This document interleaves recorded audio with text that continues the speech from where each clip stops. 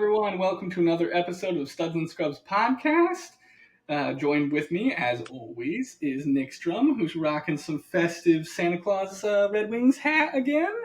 You wore Yes, that one sir. time, right? Probably for my Thanksmas episode, a couple weeks ago. So, had Thanksmas with the family, and I'm kind of just gonna stay in Christmas mode, I think, for a while. So get used to it. Hey, that's okay because it's pretty close, as we know.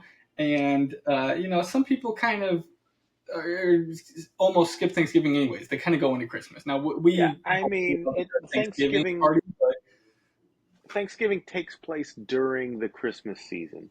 it's the same. How often in a Christmas movie is it like It kind Thanksgiving of and starts at Christmas? Thanksgiving. Yeah, yeah. It is it well, it's the transition into December, right? It makes sense. You're And at I'm a big 34th guy. Street. It's the Macy's Thanksgiving Day Parade at the beginning. Ever heard of it? Santa Claus is the main guy. Okay, how long Yeah. has it been? Over 100 years? So, yeah, Come on. yeah basically. I mean, it probably is, right? It's probably I don't 90. know. Right. I was going to say maybe not the 1920s, Yeah, but it is old. yeah. Anyway, we should look that up.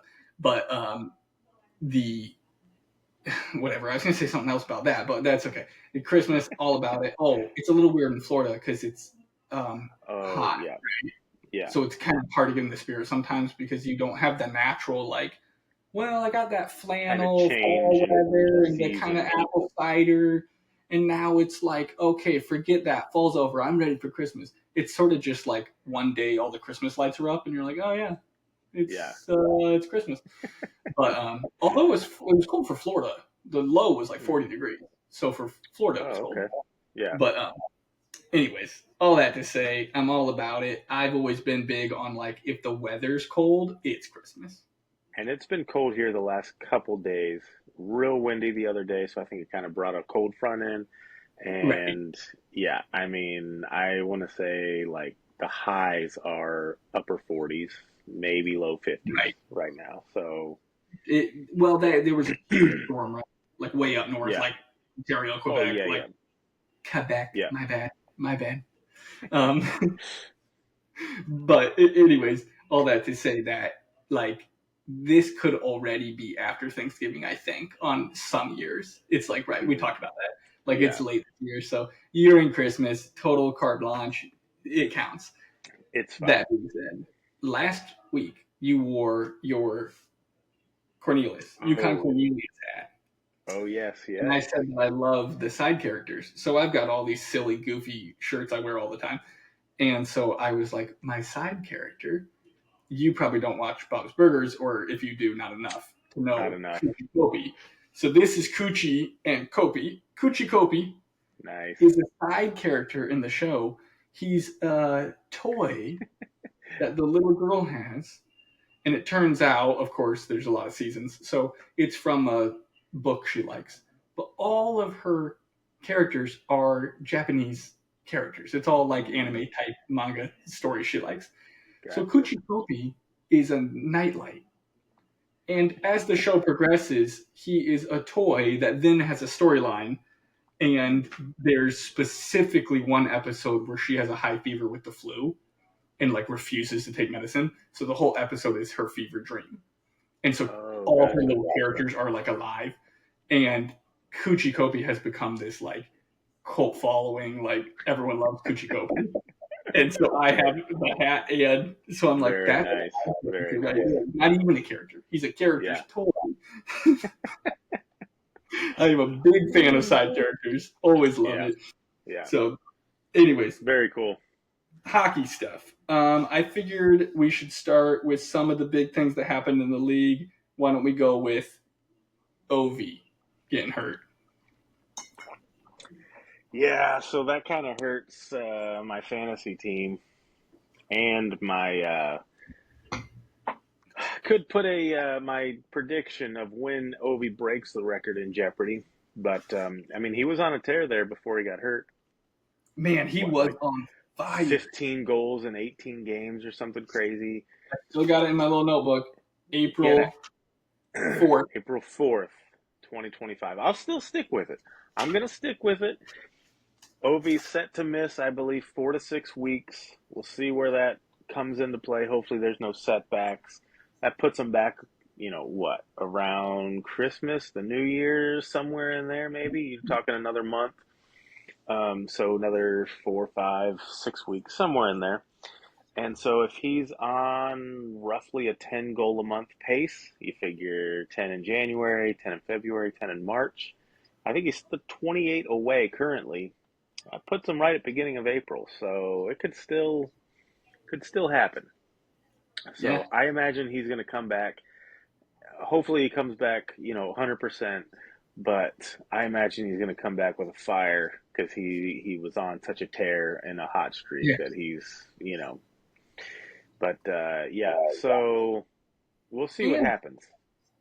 yeah, right. Like, I think he'll still come back strong because this year's just been so good, and the curveball from this year to last year we've talked about already. But the team is good, Yeah, and they're not going away. They yeah, are good. In fact, I'm looking at them right now. They're in third in the Metro, but they have played 3 less games than the Devils are in second, and they're only 1 point behind them. yeah, So yeah, Ovi's been on fire and now he's hurt, so it could affect them a little bit. But with McMichael's scoring a bunch, and at the start of the season it was Tommy Gunn Wilson. So like everyone's been scoring on the team, they've been playing really well, and they are only 1 point behind the Hurricanes with the same amount of games played. So mm, really, the Devils are on top a little, but like it's skewed. So you're yeah, looking at it going, okay, the Capitals aren't just like squeaking by or outperforming last season. They have a really good chance to win the Metro. And I know yeah. it's early, but now when we're looking at 20 games, you start doing the math, you go, wait a minute, hold on, we're And 25%. This is a fourth of the way to the right, year. This yeah. is your So first. you have a pretty good, uh, what's the word I'm looking for? But a pretty good percentage of Yeah, games that have played to kind of go yeah, base it off of. It's not like, oh, the first 5 games of the year, they were tearing it up. Okay, well, pump the yes. brakes a little bit. But it's like You're we have a big enough sample yeah, size here that we kind of know what the caps are. yeah, for sure. And really, most of the teams, even if they could turn it around a little bit, like our Red Wings, are really bad in the standings. But since Yeah, the Atlantic is so weird and everyone's tied for 500 except for Leafs and Panthers are killing it, and the Canadians suck. Everyone else is like right there. And really, yeah, even the Canadians aren't that far off. It's just I don't think they're going to turn it around because they're getting pummeled when they yeah, lose. They're not like right there. You know what I mean? yeah, Where yeah, like Senators, Red Wings, Sabres, Bruins are like bad, but then they win enough games that it's like, okay, well, we're all bad together. right. So it could really come down to the last week still. So the sample size is good, but it's also like you start to get a forecast now of like the teams that are in the playoffs are probably going to be pretty close to who's in. And the Yeah, only weird thing is really probably in the whole NHL is the Atlantic. They're all mm, still Bruins are 9-9, Sabres are 9-9, Red Wings are 8-9, Senators are 8-10. So it's like, oh, just a whoa, cluster hold on. right there. Yeah, Those and Leafs, Panthers, and Lightning are all doing well. So everyone who's doing bad, they might all just crap the bed and just be gone. yeah. You The know, other because thing with Ovi's injury is I think he comes back. It's not one of those where it's like, all right, he's projected to come back in February, and right, then you wait and see how your team's doing. And if your team's out of the playoffs by then, okay, maybe you hold off, make sure he's really healthy. Or if your team's, in the playoffs and you're like, all right, well, we can afford to have Ovi miss a few more games, get fully healthy. Or if you're in the hunt and it's like, no, we need you back. Ovi's going to miss 4 to 6 weeks. You're talking the beginning of the new year. If the Caps can just play 500 until then, I mean, he can come back.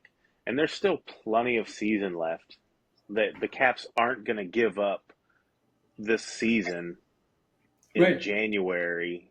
So I mean, that I think kind of plays a little part into it too, as far as, if they rush him back or if they let him take his time, or, I think maybe it plays a little bit into it, but I also think that they're in a good spot that if you're going to have a guy miss 6 weeks, this time of year is not a bad time to do it.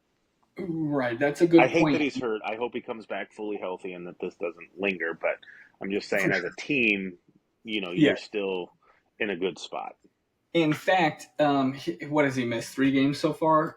How have they done since then? I Hmm. forget. But they They've lost to the still they done lost pretty to the good. Avalanche. Yeah, they pummeled Utah and they beat very handedly the Golden Knights. Yeah. And I don't remember if on November 15th he was hurt already against the Avalanche. Is that the game he got hurt? Mm. Might have been. Didn't he get hurt against Avalanche? No, he got. I thought it was against the Jets. Okay. I could be No, wrong. but I'm trying to look when they're the Jets. They played the Jets a while back, unless I'm missing one. Anyways, point being that they're doing well even without him. So why rush him back? And I didn't really remember if he's coming back around Christmas, maybe early January.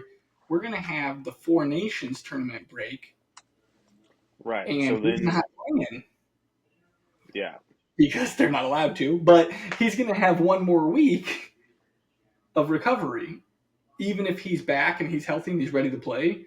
That's just a whole week of practice with no pressure. yeah. Looks like they've played. He got hurt against Utah, The 18th? the 18th. He had Oh, 2 goals okay. in that game and got hurt. And then the next game, they lost to the Avs 2-1. Okay, so I guess we're a little off. They only played 1 game since he got hurt, but the Yeah, Avs have turned their season around. They're doing really well for the most part. So losing to them by 1 is like without Ovechkin. right. So, and just, I mean, they had Ovi, or so they played the Avs on the 15th. Ovechkin essentially had one assist, but they won 5-2 that game. Yeah. And then the next game they beat Vegas 5-2. This was all on the road. He had a hat trick. Then they play at Utah. They win 6-2. Ovi has 2 goals before he gets hurt. And then they're home against Colorado, first game, only game so far without Ovi. They lost 2-1. So, I Okay. mean, and now they got some games coming up. They're home against New Jersey tomorrow, and then they go to Florida and then Tampa Bay. So don't bother going to that game. Ovi won't be there. Good point. Good point. I do live pretty close to the Lightning. Um, so those are a couple hard games, but you know what? Even if they dropped all 4, they play Avalanche, Devils, Panthers, Lightning. It's not like the end of the world. If you lose those 4 games in a row, that sucks. But it's like, yeah, but we lost to good teams that are ahead of Yeah, us in the standings and are very, very talented. Without our captain, without our best goal scorer, yeah, without debatably the best goal scorer who's ever lived, who is chasing yeah, the record to be the greatest who ever lived. So then, you know, if he's coming back around Christmas and then you get a Four Nations break, they've got a stretch here where they've got a couple weak opponents. Unfortunately, Red Wings, Bruins. Okay, the Wild, that could be a loss. They're really good. Rangers are. mm, We should talk about that sometime. I think Rangers are a little bit of smoke and mirrors. They're a good team, but they also get outshot like 50-20. How can you be yeah. the best team in the East Coast if you're letting in 50 shots? Like Shesterkin bails you out so hard, and so does Quick. Quick might be old, Oh, but for he's sure. having 2 goals on Yeah, 40 shots. Okay, well, and then they go Sabres, Canucks, but they got Canadians, Predators, Ducks, like boom, boom, boom. So to kind of okay. wrap up the holidays, get into January, Senators, Penguins. Like they have a few easy games where if they streak a little while he's gone, they should be able to roll right back.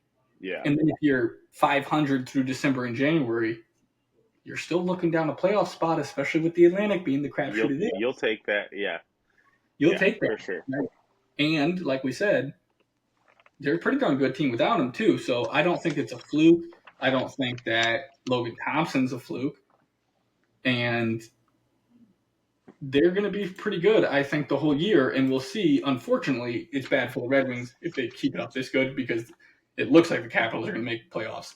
And Sabres, Wings, and Senators, all 3 won't make it. And Yeah, weirdly enough, the Bruins might not make it.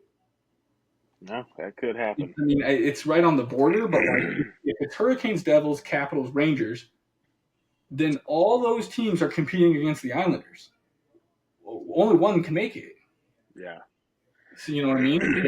The Maple Leafs are totally legit this year. They always are in the regular season, but The Panthers and the Leafs are freaking stacked. So it's like, you guys better figure it out, or you're going to be done before Christmas. Not just the Red Wings. There's like 6 teams that are going to be like, just pack it in because it's over. Right. Which is kind of wild. But at the same time, if they all stay 500, it could come right down. Who knows? Who knows? Probably will. Yeah. It probably will, just like last year. And I hope the Wings just squeak in instead of getting pinched out at the last minute like last year. You know how good it felt to like have the passion of like, we have to win this game or we're out of the playoffs. Even though it was whatever, 4 or 5 games in a row, and it shouldn't have been, because when Larkin got hurt, right, last season, the Red Wings lost like 11 in a row and basically lost the whole playoffs in that stretch. I know we like to say that was crap that the Capitals got in on a technicality. Don't lose 10 games in a row without Larkin. The Red Wings were in control of their own destiny. Yep. With 5-7 games left. They controlled their destiny. And they crapped the bed against some teams. Yep. And crapped the beds. And I feel like because of that, then it was like something like the last 4 of the season where like if you lose, you're out. And they won like 4 in a row. So that was a really exciting time. One, every game I watched with my daughter, they won. So Sophia's the good luck. That's 2, the formula.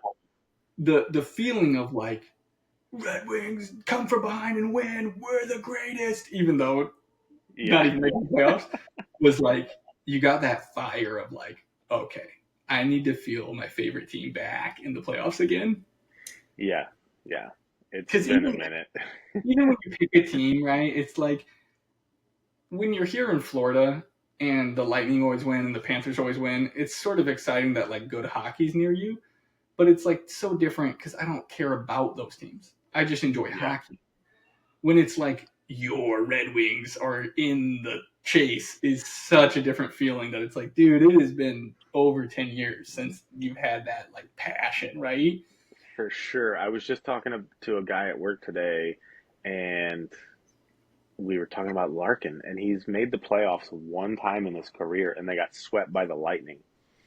So, yeah, I mean, they were in the playoffs maybe in 2015 or 16. They got swept. So, I mean, you're talking probably close to 10 years since they've won a playoff game or been competitive in the playoffs. So we're due. We're due. We're waiting for it.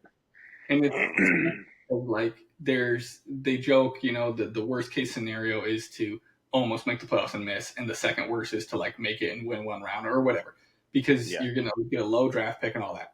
So the Red Wings did that from whatever 2012, 13-ish until like 2016, 17. It was just like the team's pretty good, but garbage.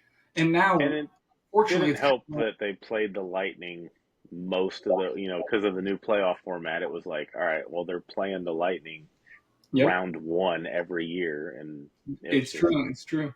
And you can do the what if game all you want, but like some of the stuff that was with Babcock and different things you've heard, and like when the Wings were really good, it was like, okay, from 08, maybe 07 till 2015, it's like Wings probably should have won 2 or 3 cups instead of 1.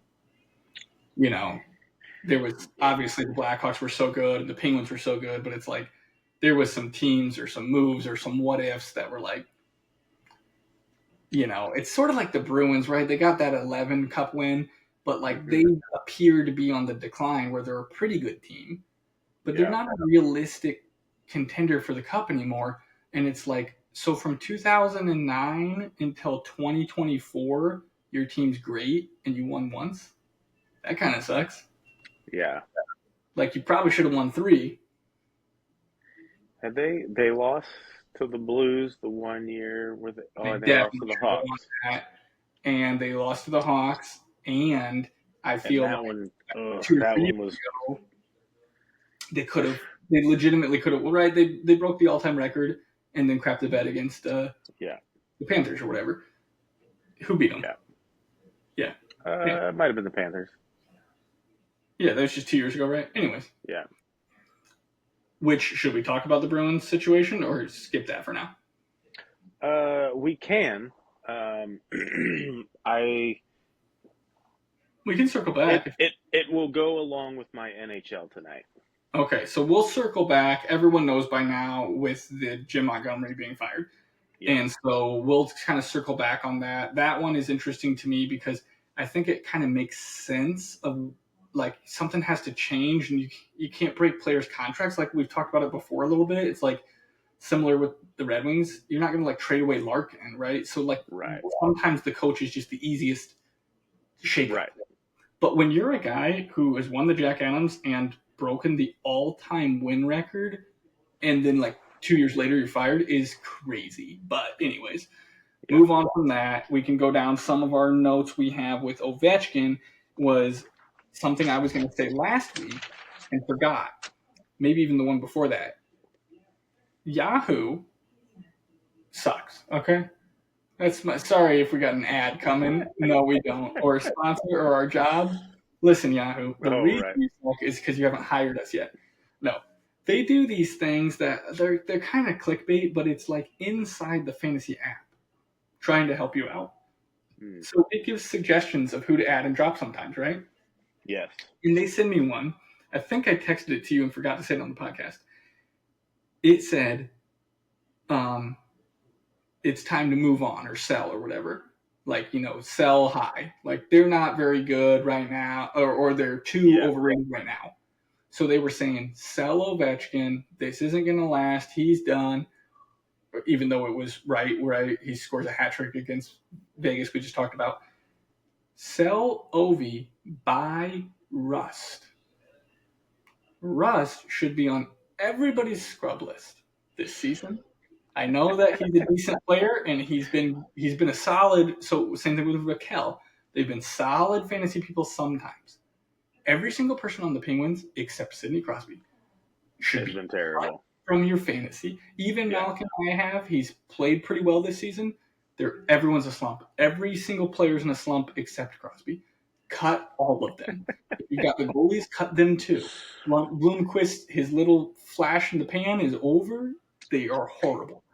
All that to say, which I love, but I look at it now, that advice came right before he got hurt. And then I'm looking back at the teams. Rust was out. He missed like 6 games. Rust comes back. Ovechkin gets hurt when they're saying buy and sell. But it was before it happened. I said, conspiracy theory. Oh, Yahoo's in on this a little bit. They leaked the script. They said, don't tell Batman. Next week, Ovechkin's going to get hurt and Rust is going to come back. So at first I thought they were terrible. Now I'm thinking they're genius, or they are somehow involved in the script writing. They're in on it. They're like a minority shareholder. We don't know who wins the cup, but we know Ovechkin gets hurt next week. What's the for our listeners? They don't know. Nick was a big wrestler guy, not Greco-Roman. WWE. No. Oh, yeah, back in the day. Well, even before WWE, I was a big WWF guy. But, yeah. Is that NWO and with Hulk Hogan and those guys? That was WCW, and then there was, it kind of merged, and, there was a whole thing. But, that was Austin. That's more our age, right? That's in the 90s. Yeah. And he was WWF, Stone Cold Steve Austin. Okay. Yeah. I know a lot of the wrestlers that are before our time because we had a video game on the Nintendo 64. Oh, yeah. It was so good. There's one that I think Raw maybe was a little more popular. Yep. We had NCW versus NWO with Sting and Andre the Giant and Hulk Hogan, Rey Mysterio Jr., Ric Flair. Woo, woo, woo, woo. What does he do? But all those guys, I didn't realize that a lot of them wrestled in the 80s. And I'm like, well, we owned the game in like 99. Yeah. A lot of those guys are older than you think. And because Hulk Hogan's from here. Like really close to me. Okay. He's from Clearwater, Florida. And if you Gotcha. go there, there's a statue of him, but it's Really? not like a Bobby Orr bronze statue. It's like a plastic Marilyn Monroe statue where he's flexing in it. Mm. And there's a store, and it's got all of his memorabilia, his belt, and all this stuff.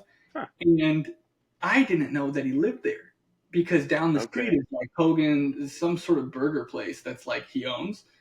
And when you go Gotcha. to check out, they've got a sign, like they got a sign on the register, and it's got all these things on it.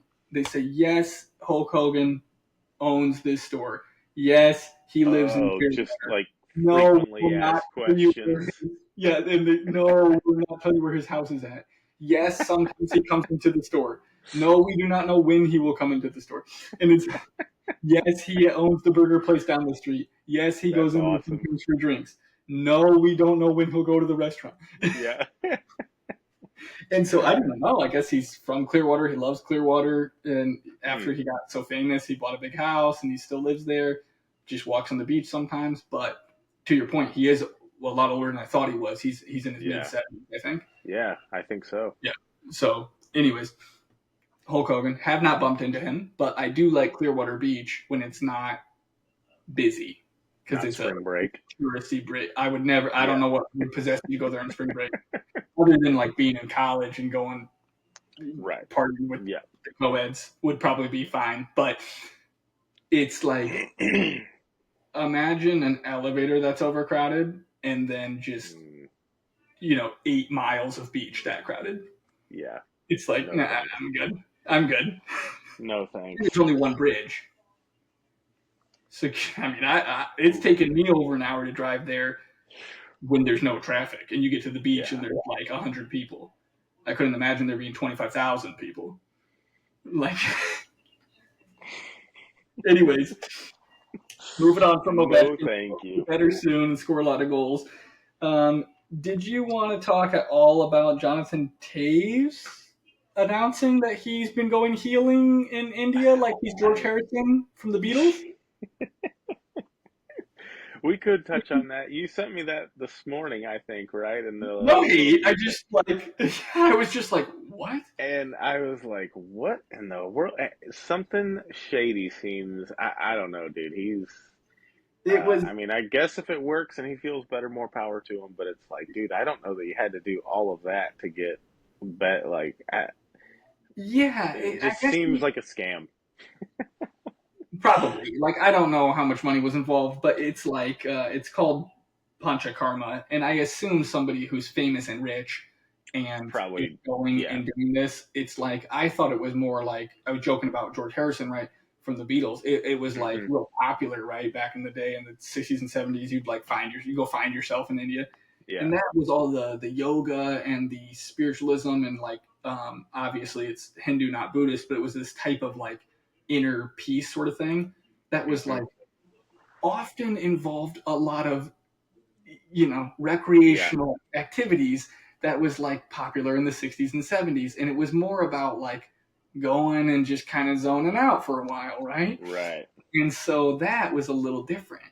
Okay, now that all that has become so popular for 20 years, I mean, that's really how all the yoga stuff kind of came to the West, was about like peace and inner calm. Then the soccer moms got a hold of it with the yoga pants and the marketing. Mm, That's when it really took off, right, in the U.S. Come yeah. on. It was when people were charging money to go stretch. And it was, which nothing against yoga. I've actually done yoga a tiny bit, and I actually really like it. I just don't go. But it's more of, it's expensive, right? Something involved in this thing he did. I looked at the words are all in Sanskrit, so I can't pronounce them, but they Okay. like there's doctors involved. It's like going to a medical retreat center here that the Hollywood people do, where Okay. they go to the what's it named, like the Betty Ford Center, right? Which is obviously for Yeah. something different, but like that was the vibe I got from it. Okay. Like he went there for 5 weeks, stayed at this place, learned all these things, changed his diet, did some stuff that seemed pretty normal, some stuff that seemed like detox a little intense. Like they're in 5 stages. Right. One of the stages was like you induce vomiting, and I'm like, Mm, I don't think you should really do that ever. Probably, I don't know. I'm not a doctor, but like Come on. So Not in hopefully it India. helped him, but it seemed a little bit like Some of this the helped me. pictures were pretty funny of him. I mean, he's, the tall white guy in the back of the picture just kind of Right. standing out. He's got the He, garb on and the clothing, but he just does not look like he fits at all over there doing whatever he's doing. But I mean, I guess if it's worked for him, he's been out of hockey for a while, so I don't know exactly what all right. um, More power the to long you. the long COVID thing, or whatever it was. I Yeah, don't and he know. I had some mean, autoimmune issues. So like a detox and a resetting of which your I diet, don't I know that understand, India but would be my first guess that you would go to when you have an immune.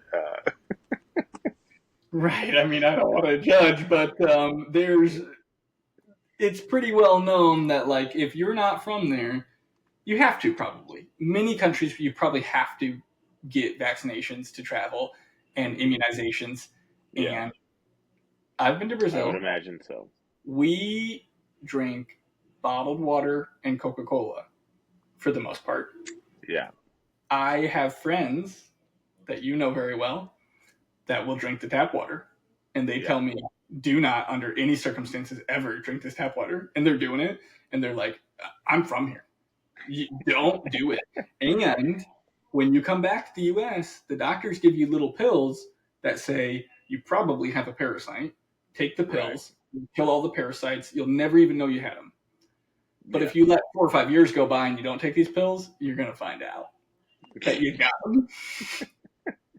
So I'm just saying, there are other countries that are known for like, don't drink the water while you're visiting. And for India is sure. definitely on the list of like, don't drink the water.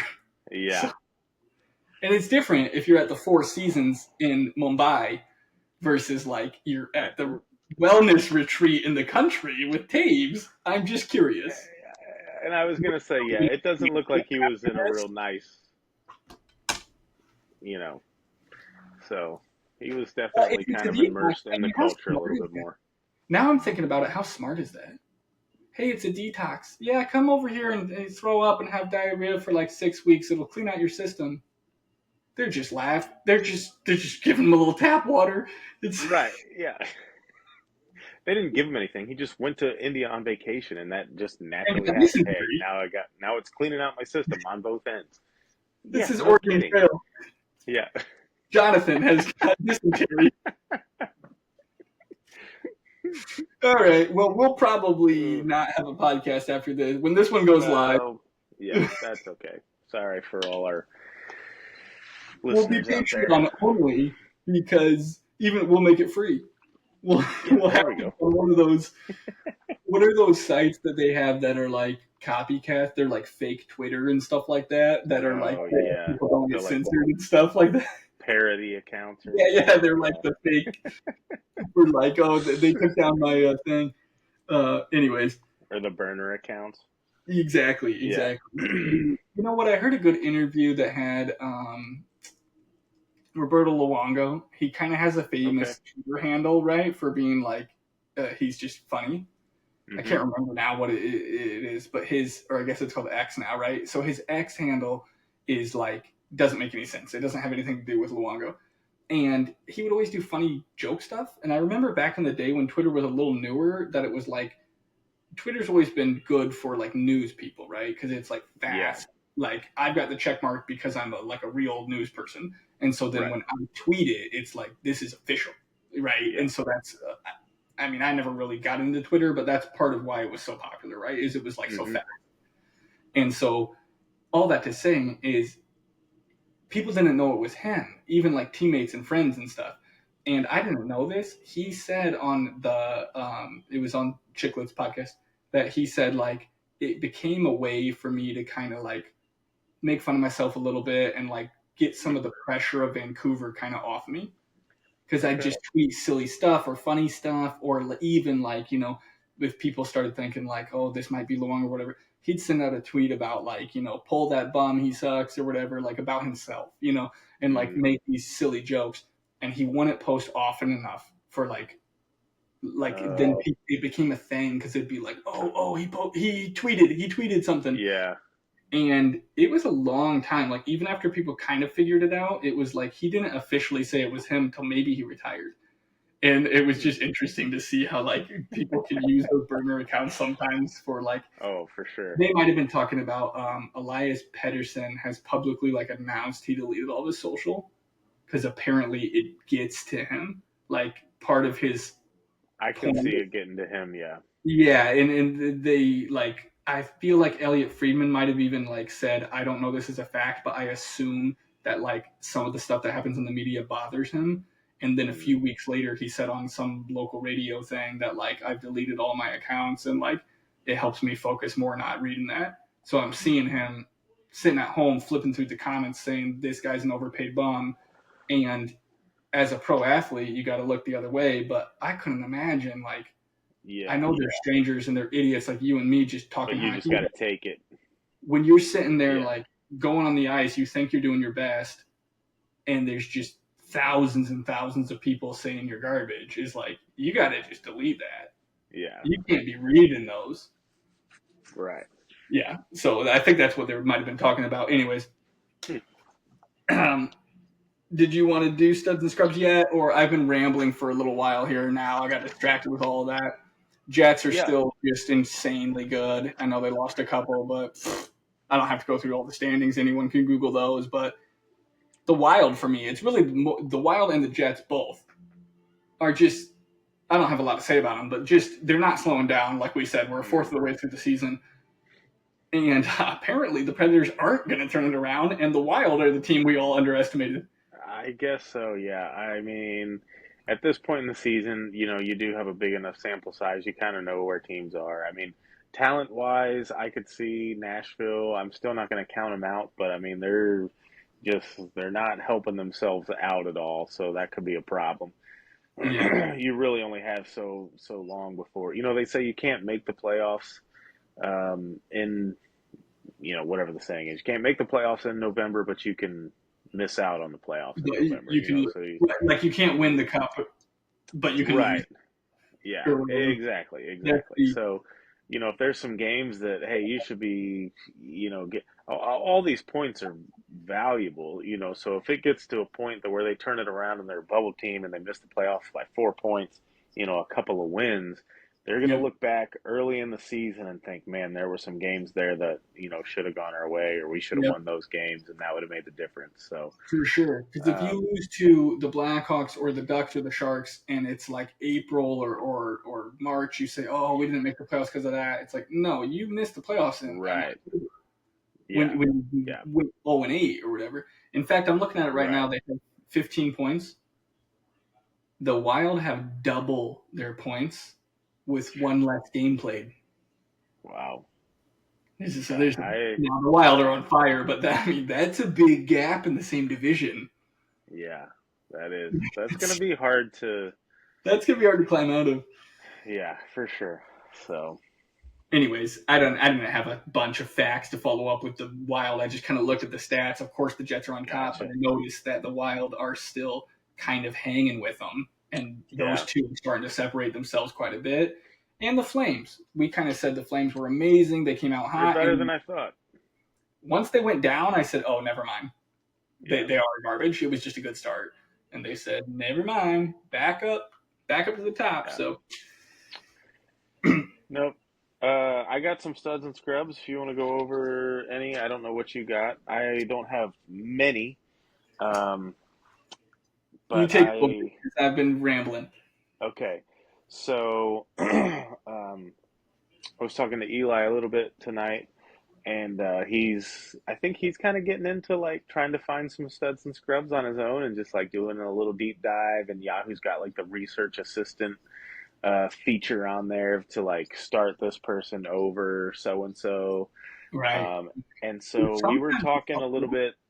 Yeah, we were talking a little bit tonight, and I am gonna butcher this guy's name, so I apologize.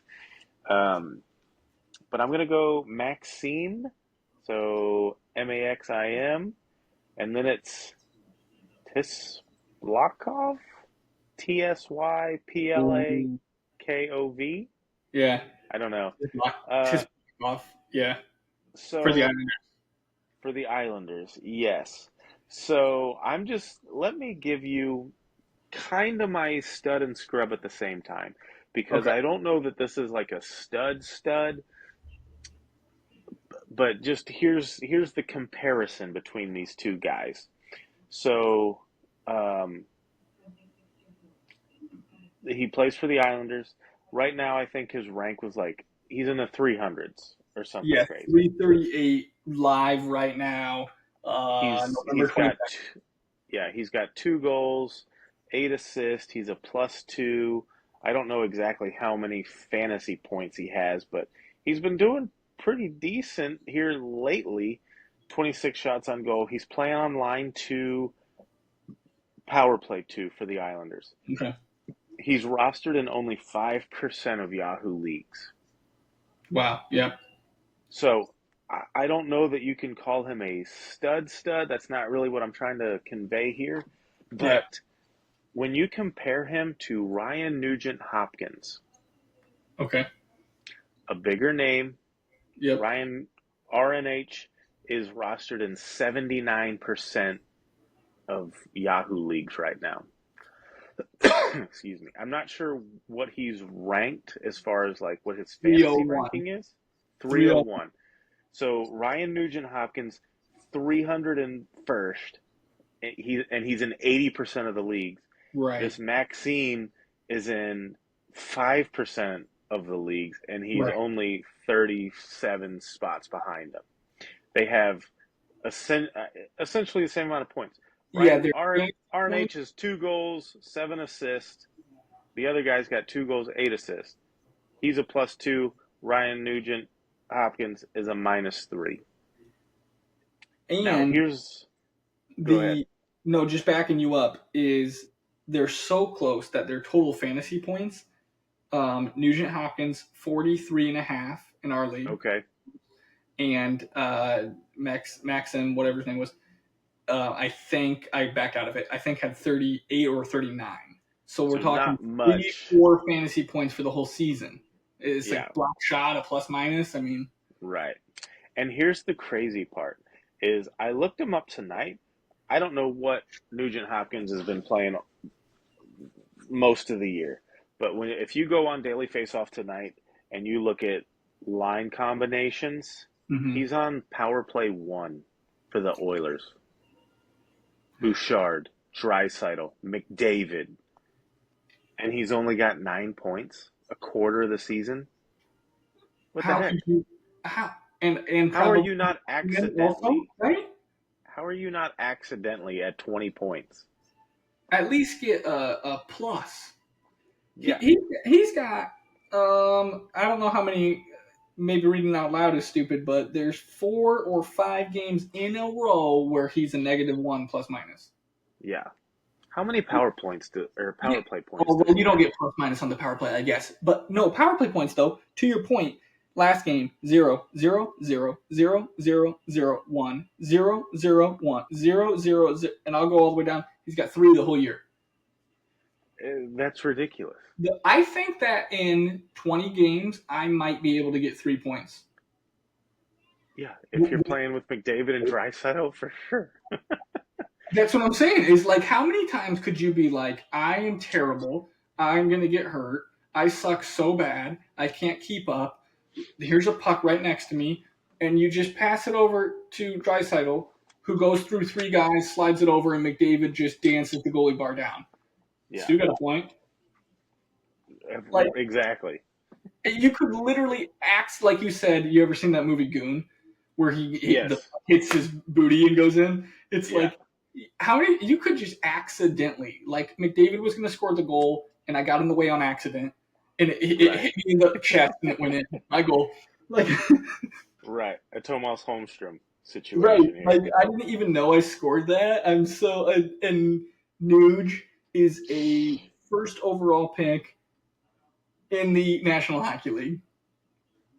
I mean, yeah. And what's crazy to me is, they can't. Not everyone could be a winner, and he is a good player. Obviously, he got 100 points last year, and his whole career has been sort of a, what are you supposed to do? He's not Wayne Gretzky, sorry, but like to be that good. And look at that. I mean, he's supposed to be that caliber. Maybe not McDavid. Yes. Like Draisaitl, Hyman, Bouchard. Like Nugent Hopkins shouldn't be like, oh, and then this plug over here. He's supposed to be like McDavid, Draisaitl, and Nuge should be their number one draft picks, right? Like Yeah. they're supposed to be that good. And last year he was. Last year Hyman was. And this year we have learned it's not McDavid, right? He came back from injury. I think he had 5 games in a row with multiple points. He got like 12 points in 4 games or something when he came back from injury. And Nugent Hopkins has no goals, no assists, and negative points when McDavid has 2 goals and 3 assists. Yeah. Dude, how have you not accidentally scored? So I wanted to compare those guys because you can look at those, and this Maxime, he played in the KHL, I guess, last year, so he kind of came over, maybe a little under the radar. You're playing for the Islanders. They're not known for, I feel like they're that team that even a superstar isn't. You just kind of get lost there. They play more of a team game. They don't really have a superstar, I would say. It's just lost 2-1 to the Red Wings. No offense, Wings. They're not that great right now. I think the Islanders scored in 5 minutes. Yeah. And then they didn't do anything for 55 minutes. Let the Red Wings come back and win. I mean, talk about going to sleep. So, man, I don't know. I'm not going to call Maxime a stud. I like to call him a diamond in the rough. There's someone that you could pick up that would be serviceable. Ryan Nugent Hopkins, maybe don't start him for a little bit. See, turn around. If you're a guy that he's not, if you don't have him on your team, maybe whoever does is getting frustrated with him. Maybe you can get him. I mean, if you're listening, you'll probably start trading for him if he's not on your team, but I think he is on your team actually. But he can't, that's not sustainable, right? He can't be that on the power play 1 with the Oilers and not get any points. That's not sustainable, right? Eventually he's got to start getting something. On the net, right? I mean, so, buy low. Yeah. Maybe I should look into it. See what you can get for him, but he's the Nuge is playing like a scrub right now, and we do know that he's better than that. He's had 100-point seasons before. He's surrounded by great players. He's not terrible, so it's just kind of a little bit of a lull for him. But it is interesting when you compare some of those players and see, all right, who's kind of right there in his circle as far as fantasy points and his rating, and it's a guy that's only rostered in 5% of the leagues, and Nuge is rostered in 80% of the leagues. It's kind of fascinating to me because it's like, all right, well, yeah, I don't need to, and that's something that I will also take notice on and take note of, like even come next year when we're drafting. It's like, okay, I don't need to draft. I don't know where he got drafted in our league this year, but it's like he's not someone that I would. I mean, I would hate to say that I wouldn't draft him very high, but you can still find value later on. If you want a guy that's going to get you 2 goals, 7 assists, it can be a no name for the Islanders. You don't have to waste a high pick on the Nuge to get that for you. So no, you don't. And you know what? He was drafted in round 6 for us, which I feel. No, he wasn't. Round 5. No, he wasn't. It was. Okay. I was reading this wrong. It was number pick 6, round 5. I had it. Okay, gotcha. Sorted by round, not by team. I mean, I don't know who else was drafted around him. I probably go there. I'll be honest. I probably draft him if he's there, whatever, because he's a center wing. He's playing with McDavid. You think he's got all the? He's got it all. He's playing in Edmonton. He's playing on the power play 1. He's a dual eligibility for positions. He's had 100-point seasons before. Why not? But he's not playing like it this year. So he, for me, is playing like a scrub just because when you look at guys that are putting up the same points that him, in fact, no, you got a really good point, and I must have read it wrong. I sorted by team now. Okay. So Honey Nut Chelios is Uh huh. got him in Eli. round Yep. 3, his third pick. So that is a little higher. Now when you start to compare who's around He there, got him in round 3. yeah, number 54 overall, round 3. So that might have been Eli's first pick Oh, because no, he no, no. traded. Okay, wait a minute. It was his third pick. Good call. It might have been round 5. It was Eli's pick number 3 because it just Okay. showed Honey Nut Chelios 1, 2, 3. So he had Barkov, Torchek, Ryan Nugent Hopkins at 54. That's a good call. Okay. Because here's your Gotcha. third pick Yeah. was Ovechkin at 36. So Yeah. good call. His numbers are messed up. Gotcha. So Yeah. that's So Eli had traded. He didn't have a first or second round draft pick this year. yes. So Eli got him in round 5, pick number 6 of round 5. But you look at Okay. round 5 though. Binnington, Jesper Bratt, however you say his name, Yeah. Jesper Bratt, Barzell, Heiskanen, Noah Dobson, Nuge, Rope Hintz, Alex DeBrincat, and Brad Marchand might have crapped the bed a little bit. Stu took Olmark, crapped the bed a little bit. You have Sorokin and then Thatcher Demko, which I know he was hurt, so that's a little weird. Yeah. But like Yeah. Nuge should be a good round 5 pick. Round 5 is pretty decent, but Yeah. it's not panning out right It's now. it's just interesting. I do suspect that he will turn it around and he'll get, his fantasy points. Now he's not going to get, you're hoping at this point he gets 60, 70 points maybe Yeah. by the end of the season, but I mean he'll still be all right. He's in a situation where he can't be that bad for that long. It's just it doesn't make sense. Right. But it's interesting to see other guys rated kind of close by, and they're just no name guys that aren't on anybody's roster, weren't No, drafted, nothing. no, that's a good one because to your Five point, percent of rostered.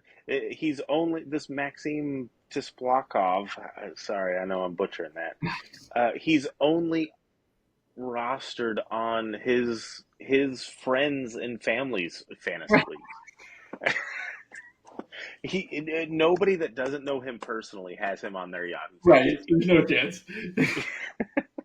I mean, he doesn't have a picture. Right. That's there's your sign. It's just the silhouette. So yeah. So I just thought that was interesting.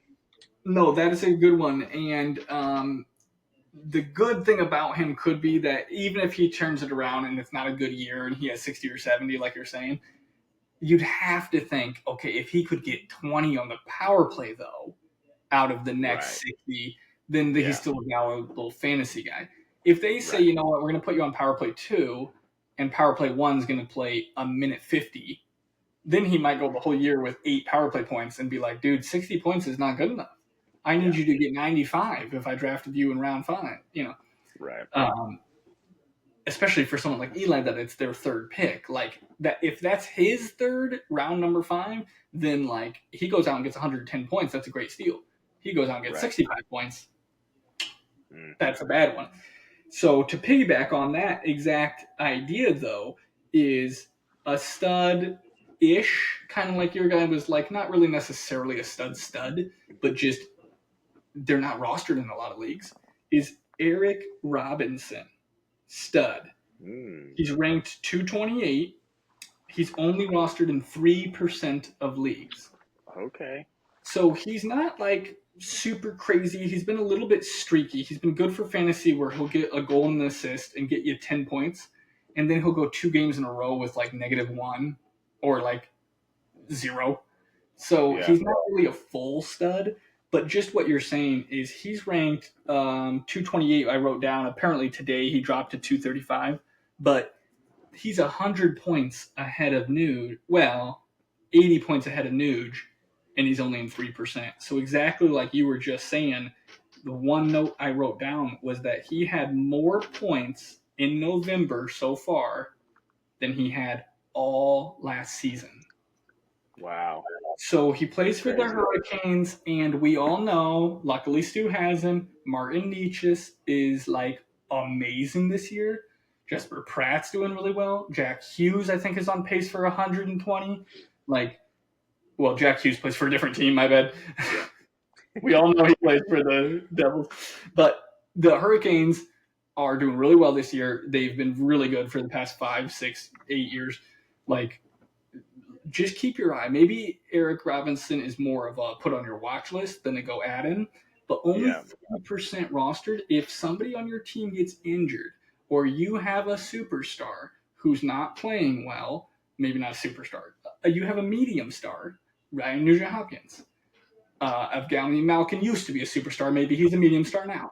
Maybe Mika Zibanejad on Stu's team is a medium star. If they're not performing right now, look for Eric Robinson. He might be a good temporary plug while he's hot. Get him on there. If he goes Yeah. cold, drop him. My Yeah. other scrub, I'll say next, I'll let you go, is one of those situations. I was actually going to say him first, but your comparison was so good to Robinson, where like Mm. maybe he's not a stud for the whole NHL, but like he's only rostered in 3%. If you need Yeah. somebody, he's available. So I got another one, but I'm going to turn it back over to you. Let you throw me Okay. one. Yeah. My camera's messed up a little bit here. You keep going, but I Uh, might. gotcha. So it is hard to like pick out studs, right? Because we all know Ovechkin this year, McDavid, um, Crosby, McKinnon, all of these studs are already going to be on someone's team. They're not trading them. So just to be clear, when we're talking studs, yes, we understand that these players like a McDavid, they're going to be on everybody's team. They're going to be 100% rostered. Yeah, all of that. So trying to find a stud is just, um, man, like I say all the time, is trying to find that diamond in the rough. Who's playing like a stud? Um, and so my next stud is going to be Connor McMichael for the Washington Caps. We did touch on how good they're doing. Injury to Ovi throws a wrench into their season a little bit, maybe. We'll see how the next 4 to 6 weeks go, how they play without him. But that's also going to be part of the reason why I picked Connor McMichael as a stud is because, okay, well, he was putting up goals before, um, and now you have a big hole to fill. So someone's going to have to start scoring more goals in Washington. Why not Connor McMichael? He's playing line one. He's playing power play one. He's got 12 goals, 7 assists on the year. He's a plus 11. Yes, he's rostered already in 75% of Yahoo leagues. I'd like to see a number on percentage of leagues that he was drafted in, because I'm Hmm. willing to bet he probably wasn't drafted in 75% of those leagues. He probably Yeah. got hot and was picked up in a lot of those. Now, is some of that he was scoring so much because Ovi was getting a lot of attention, so he had some space that was kind of opened up for him? Maybe. We'll find out, in the next month, Yeah. how much of that played a part in it. But Connor McMichael, he's on a tear right now. And he's filling in um, for Ovi essentially, Yeah. as far as that guy that they're going to want to start getting some more goals from. I'm trying to see here, Stu, who has him in our league? Is he picked up? Let me Um, see. Probably faster on the phone. Mick. I'm gonna say he's already Yeah, he's on Lucic and Chong. okay. Okay, Jace. so my buddy Jace Jace. has got him. Yeah. So So ranked 36th in the NHL, and current, yeah, no points the past 3 games, but he had 2 goals against the Colorado win and 2 goals against the St. Louis 8-1 smashing. I mean, he scored a lot of goals, and like you said, I think they're going to have to kind of. And you know yeah, what? To your point, against Colorado, they lost 2-1. Ovechkin's out. He had 6 shots on goal. yeah. So I mean, he's gonna, yeah, he's gonna get his chances. dang, you know what? If you play in a category league that has shots, go get him if he's still. Well, he's probably not available because he's been hot all year. But Mm, like maybe consider trading for him. He shoots a lot, and that's with Ovechkin in the lineup. He's going to shoot more. yeah, 6 shots the other day, 2, the other day, 3, the other day, 6. He has a game with 10 shots 10 on goal. shots against the Rangers last month. That is crazy. I see that. That's got to Yeah, be one of the highs for the whole year. It's pretty rare to have double digit shots. yeah, Unless you're Ovechkin. right. And he's gonna have to be there, Ovechkin. He's going to have So to do it. yeah. So I would say stud. He's my next stud, Connor McMichael. Um, go see if he's available in your league. Again, dual eligibility, center winger. That's huge in a lot Center of winger. leagues. Um, Huge. so I'll just touch on something else too, because I don't. I got someone else I want to mention.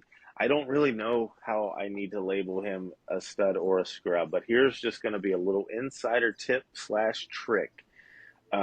It may work, it may not, so I can't be held responsible for that.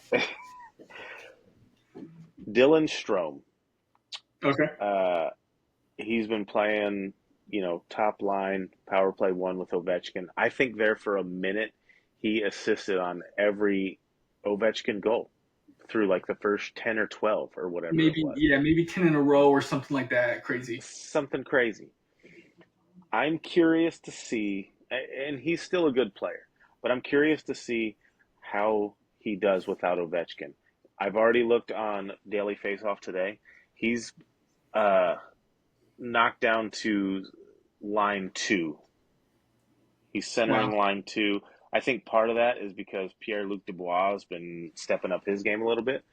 So PLD is top line center for the Caps right now, in Okay. between McMichael and Tom Wilson.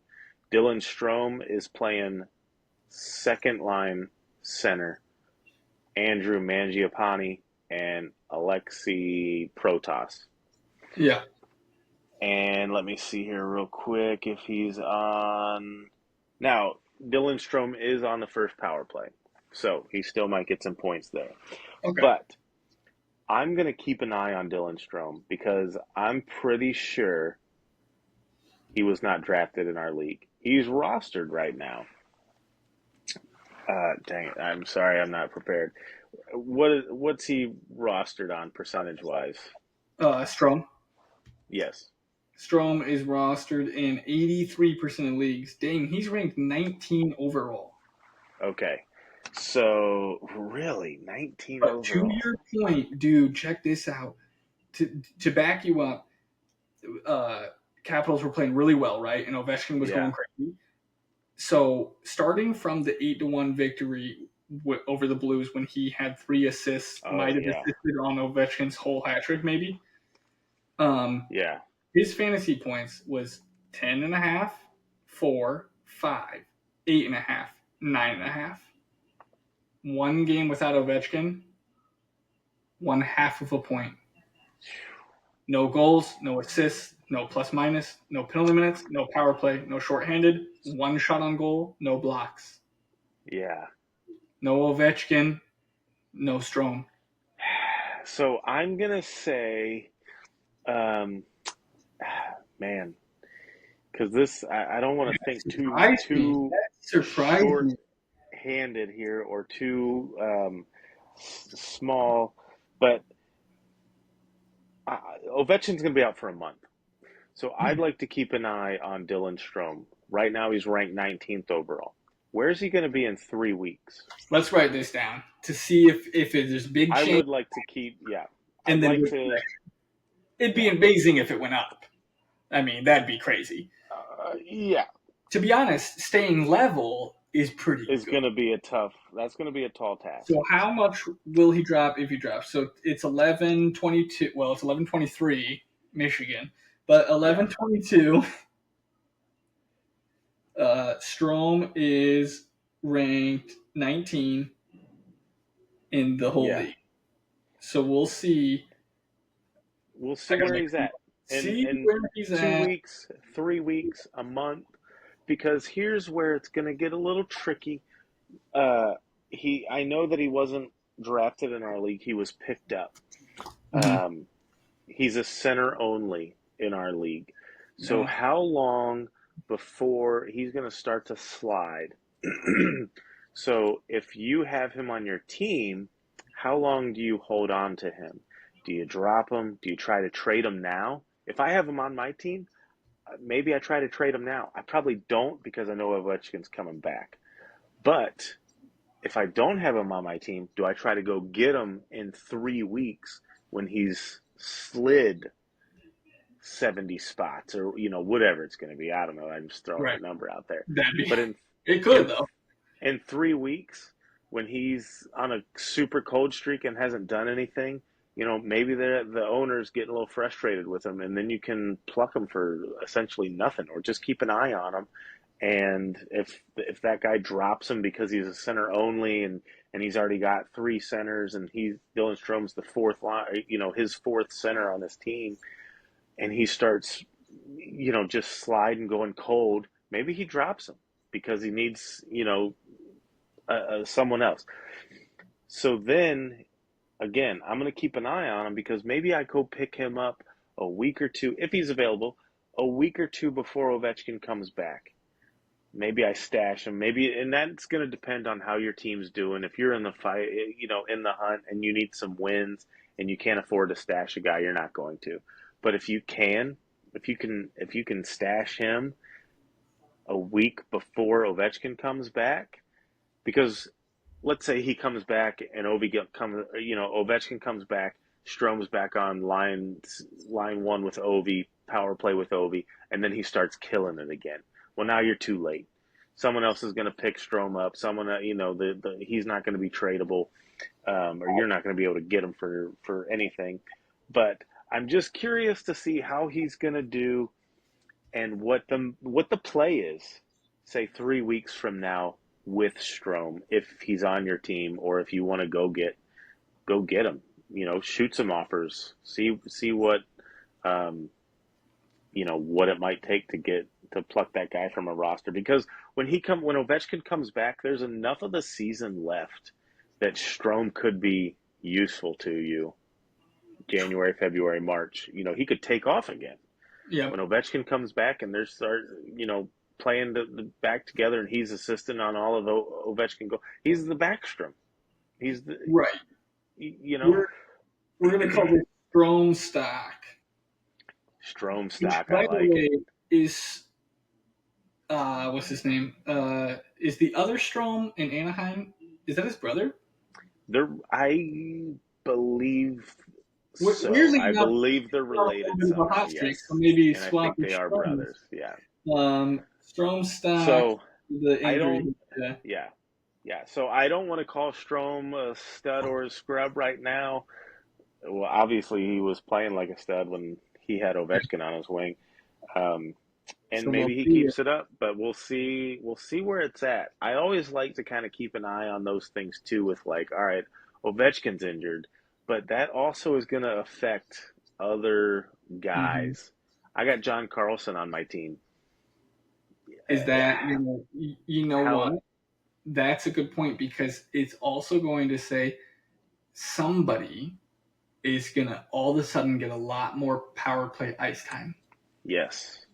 And Yes. I feel like John Carlson can kind of take the I'm the shooter now role.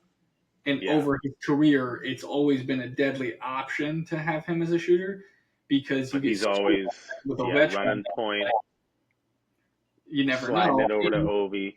how often is that turned into a TJ Oshie goal more than a John Carlson Right. goal? But like the threat came from him. And then when Yeah. Ovi now, it's like, okay, well, now I kind of have to shoot.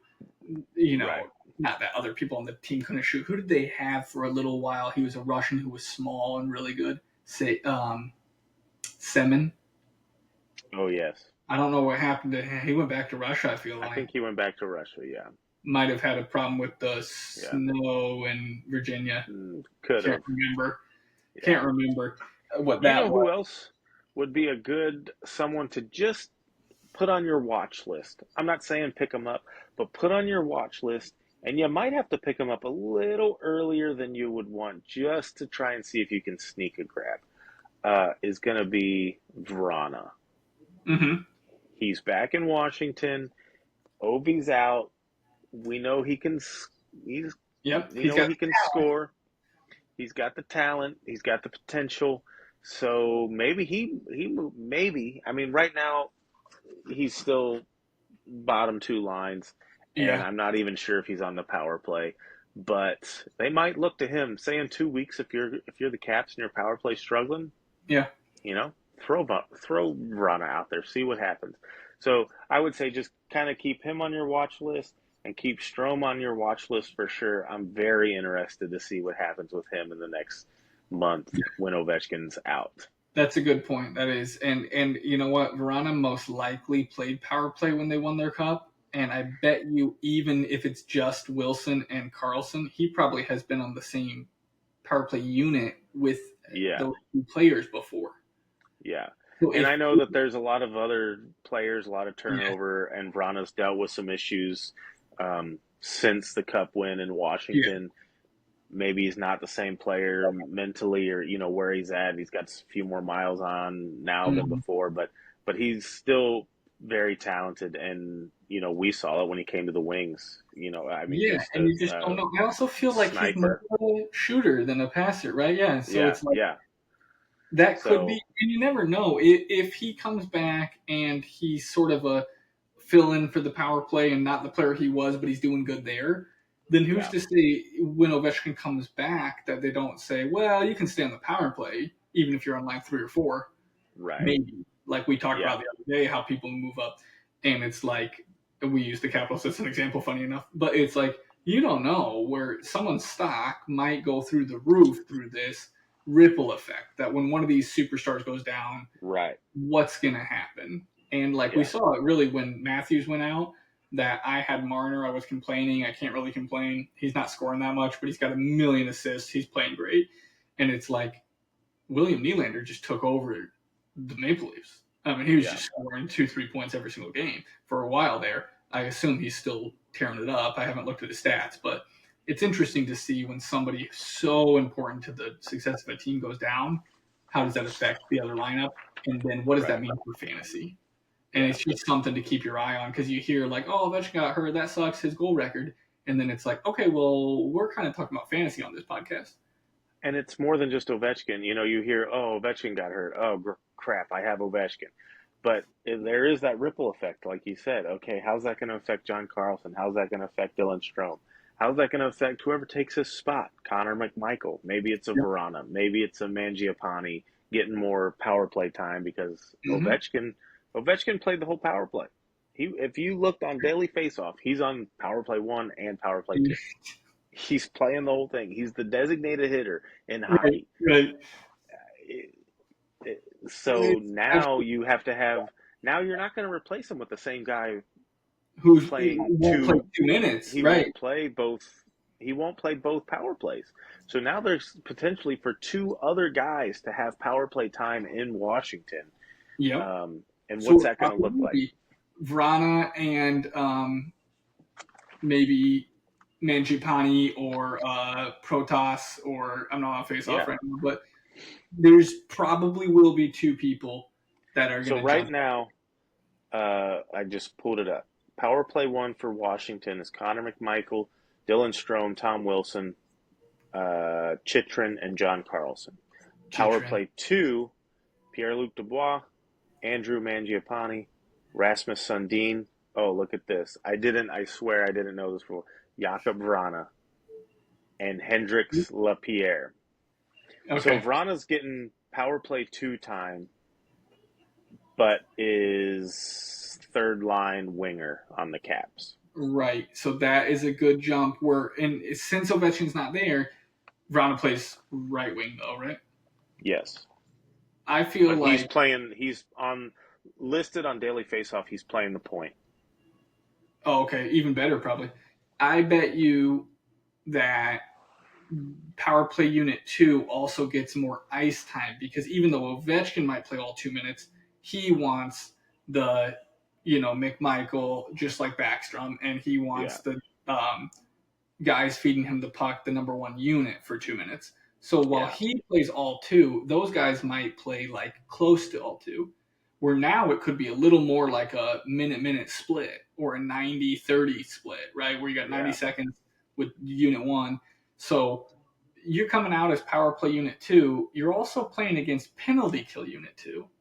So there's some teams, I hate to say it, Red Wings, and some of these teams that like there's a drop off Oh, from their significant veterans. drop off. Yeah. So even if you are the Oilers, if you got to go against Mo Sider and Red Wings have some pretty good penalty killers. Unfortunately, it's always Larkin playing every position, but it's like they're pretty decent on the penalty Yeah. kill the past few years. I don't know what they're doing this year, to be honest. They're But like, terrible on the penalty kill right now. They're third power play.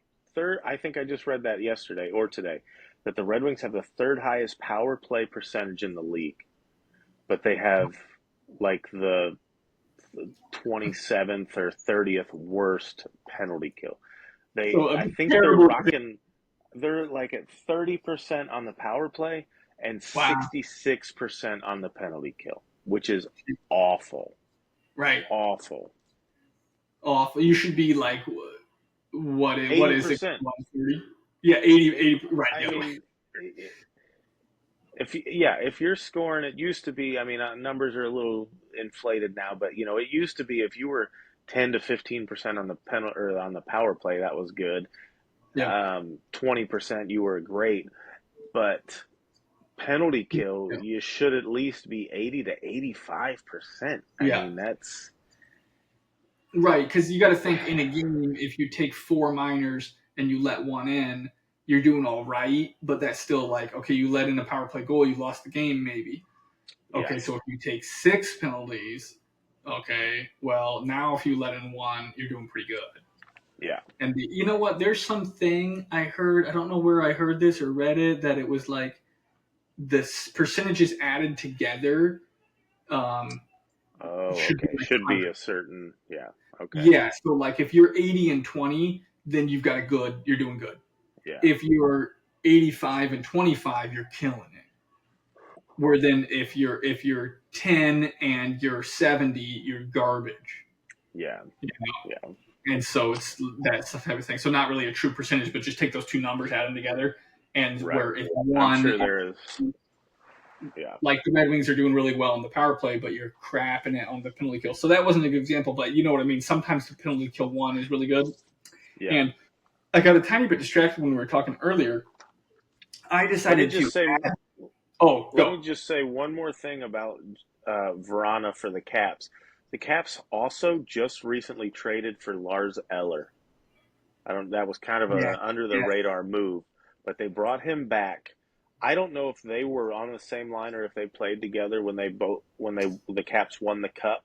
But Right. Lars Eller is third line center, Verana's third line winger, so they're playing together. There Okay. has to be already some chemistry there. Yeah. So the more I'm talking about this, Verana might be a great Yeah. watch list guy just to kind of see what happens over the next week or two. Give him some time. I'm not saying pick him up right now, but for sure keep an eye on him. That's a good one. I like that. The watch list, it kind of goes to the same thing. Strong stock versus Yes. Verona stock. Maybe Yeah. look at that to see that Ovechkin's injury could translate to Strome having less points, and it could translate to Verona having more points. It'll certainly translate to Verona having more ice time. Yes. So we'll see what he does with it. Right. Which, that sometimes that's what it is, whether somebody's career's resurrected a little bit or they're the opposite, like a McMichael who never had the chance before. Like sometimes people just need a chance and all of a sudden they're going. So you don't know. In fact, I've heard that's what happened with Nietzsche, right? I think it was kind of public that he was like, I want more ice time, more power play. This is ridiculous.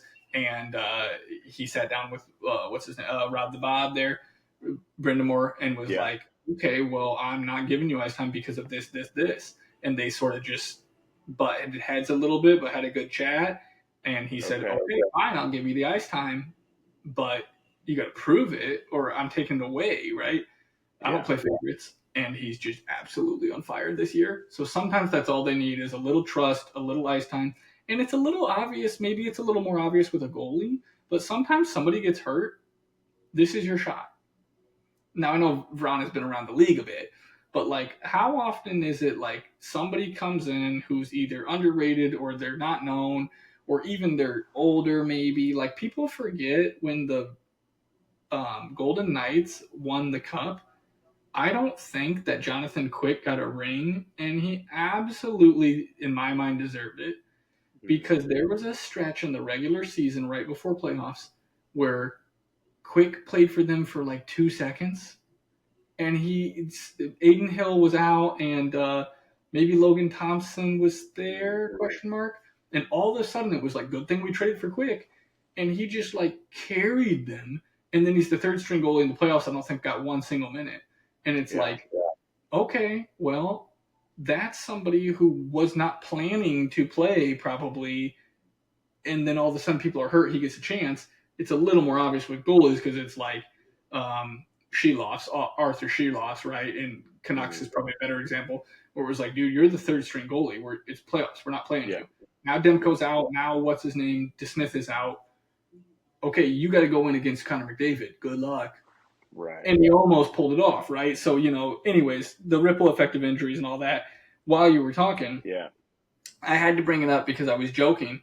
Eli's just trying to get on the podcast because he's sending trades live while we're recording. But um, I decided to add somebody that we were talking about. Okay. Who is it? Ooh, you'll see. But I can't add. Something's wrong with my phone. Well, it's because I picked up Askarov, the goalie, Askarov, however you say his name. Mm. So I thought, okay, I'm going to drop him. I'm going to get this guy. The guy I go to add, it can't go through. It says they're involved in a trade. So I have to go look. It's what I was talking about the other day. Eli has offered me a trade that included Askarov, so I can't drop him unless I accept or decline the trade. Reject it. So Yeah. go to look at it. And I just want to throw this one out here, right here. I won't go through all of them because he sent me 3, and I sent out 3 that no one responded to. So I gotta get rid of all these trades. What's his first name? Rasmus. Eli has given me Rasmus Anderson, defenseman for Calgary. He's playing good this year. Sean Monahan, who, by the way, I had on my team like 2 days ago. I dropped him and Eli picked him up. And Mackenzie Blackwood. Okay. And his round number 10 pick. He wants from me Lundell, probably better than all 3 of those guys. Bowen Byram, I would say, is better than all 3 of those guys. And Askarov, who has the potential to have 78 shots against every single night for the Sharks and be good. And here's the only reason I brought it up. My number 1 draft pick. Oh. Rasmus Anderson, Sean Monahan, and Mackenzie Blackwood were all undrafted in our league. I'm almost certain. Maybe not Anderson. Yeah. And a number 10 pick. So I'm just looking at Eli through the phone going, how are you going to ask for a number 1 pick with 3 players who weren't even drafted at all? Come on now. Make it make sense. So I can't add my guy because I've got to go in here and decline this nonsense.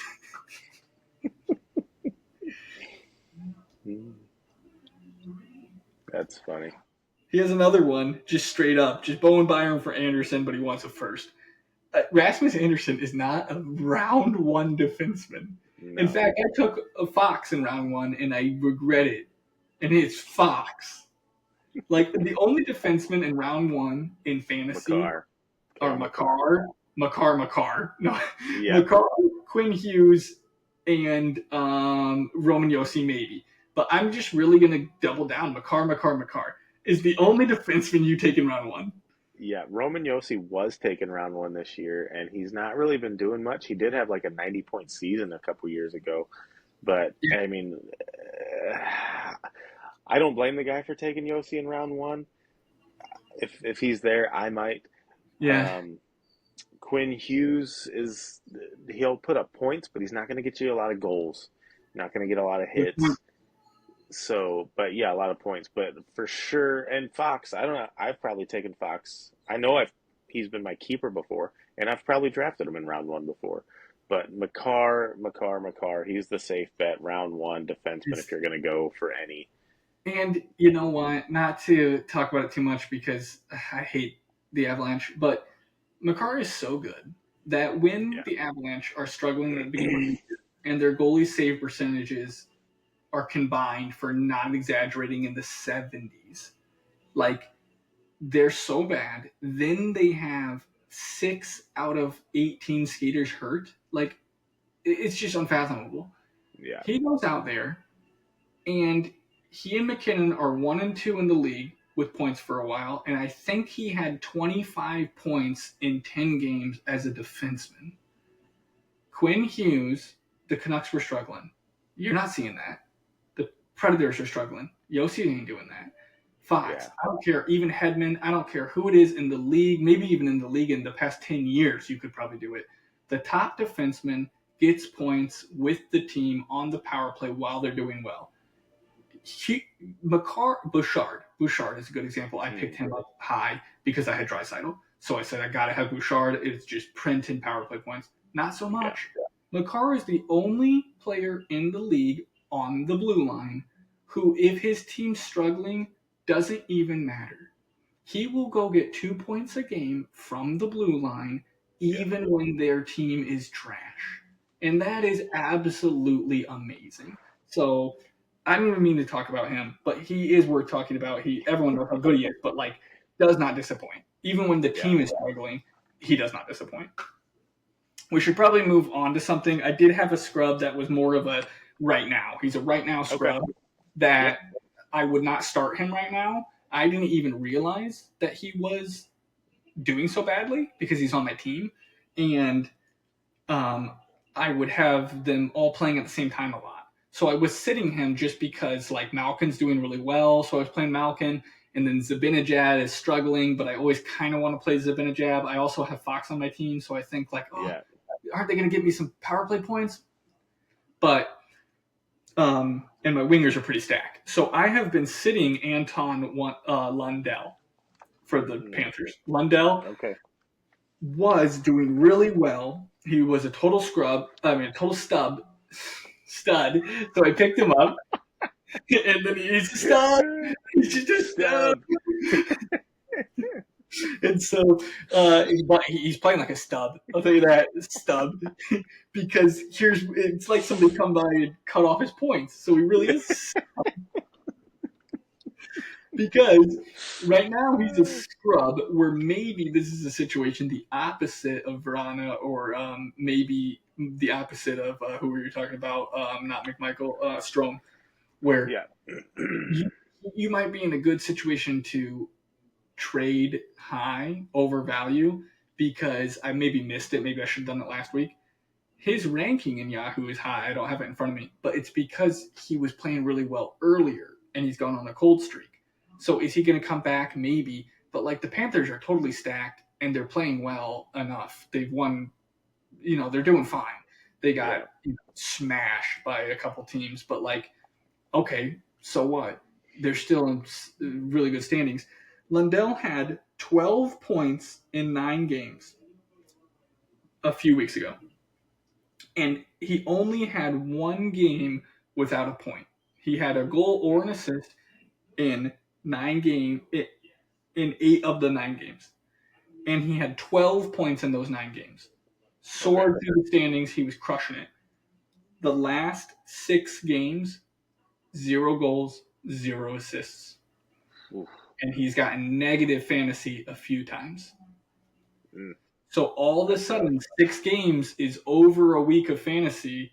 It's almost certainly 2 if they play 3 or 4 times with 0 points. And probably combined for close to negative. I bet you there was 2. I don't have it in front of me. I bet you there was 2 or 3 that were negative. So I'm in a tight race this week, and that's a player where you're looking at. It depends on how many teams are in your league. But if you play in a league that has 10 teams, I feel like just go ahead and drop him. There's enough good players out there. The Veranas, the Stromes of the world, you can go grab, and Lundell will still be there. If you're in a 12-team league, is 12 the max? you might want to hang on to him. Can you do more? 14. Can do more. Yeah, but So if you do more, then like maybe keep him. He's gonna rebound. The Panthers are so good, but don't start him for a little while. Let him get hot again because Yahoo keeps suggesting somebody who's not good, but all of a sudden they turned it on. Vetrano. Vetrano. Uh, I don't know why Yahoo's been suggesting him since the draft. Oh, this person didn't get drafted. Go pick him up. He was garbage. Vetrano was like 500 ranking. I think he's got an assist 5 games in a row. So like, he's hot right now. Lundell's cold right now. Just consider it. Even though over the season Lundell's been better, who cares? You got to win fantasy this week. Lundell is not good enough where he's an absolute must keep. You know, right? It's like the Nuge is probably good enough where you can't drop him. Yeah, I would not drop the news even if Right. he's on this cold streak. I'd rather try to trade him because I don't know. I can't quite hear you, Nick. Your headphones dying? I don't think so. Is that any better? Not really. This happened a little bit last episode. Did your headphones die? No? Oh. Well, hopefully it's okay. Remember last week I was worried that you were quiet? Yeah. And then it was quiet, but then it came back. For the podcast, though? I mean, the episode? Oh, there it went. There, you fixed it. Whatever you did, you fixed it. Oh, we're good now? Yeah. Oh, You're good. okay. So I just took one headphone out. okay, so I don't know how the Apple works necessarily, but I feel like last episode when they were dying, you took them out and your sound came back, and I thought, oh, that's just online while we're recording. That's not going to affect the episode.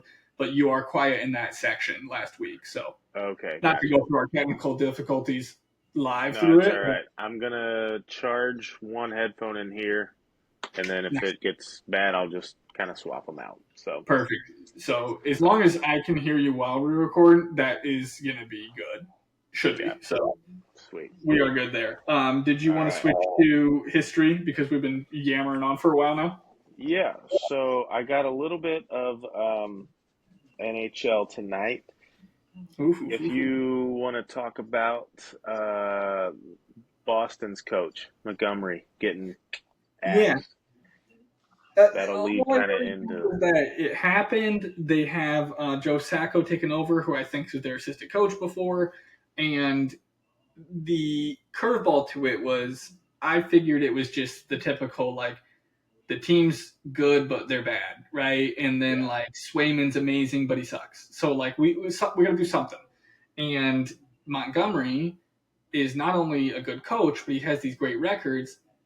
From my point of view, as a casual that doesn't watch Bruins very often, is like he's trying everything, right? You see the thing got blown out of proportion a little bit. Oh, he's yelling at Marchand. And then he touched him, I guess people were saying. It was like no contact, but he just like bumped his I didn't even know that's a thing. Apparently it's like you can't touch people. And I was like, well, it's sports. He didn't like and Marchand licked people before, so and Marchand is Marchand. Come on.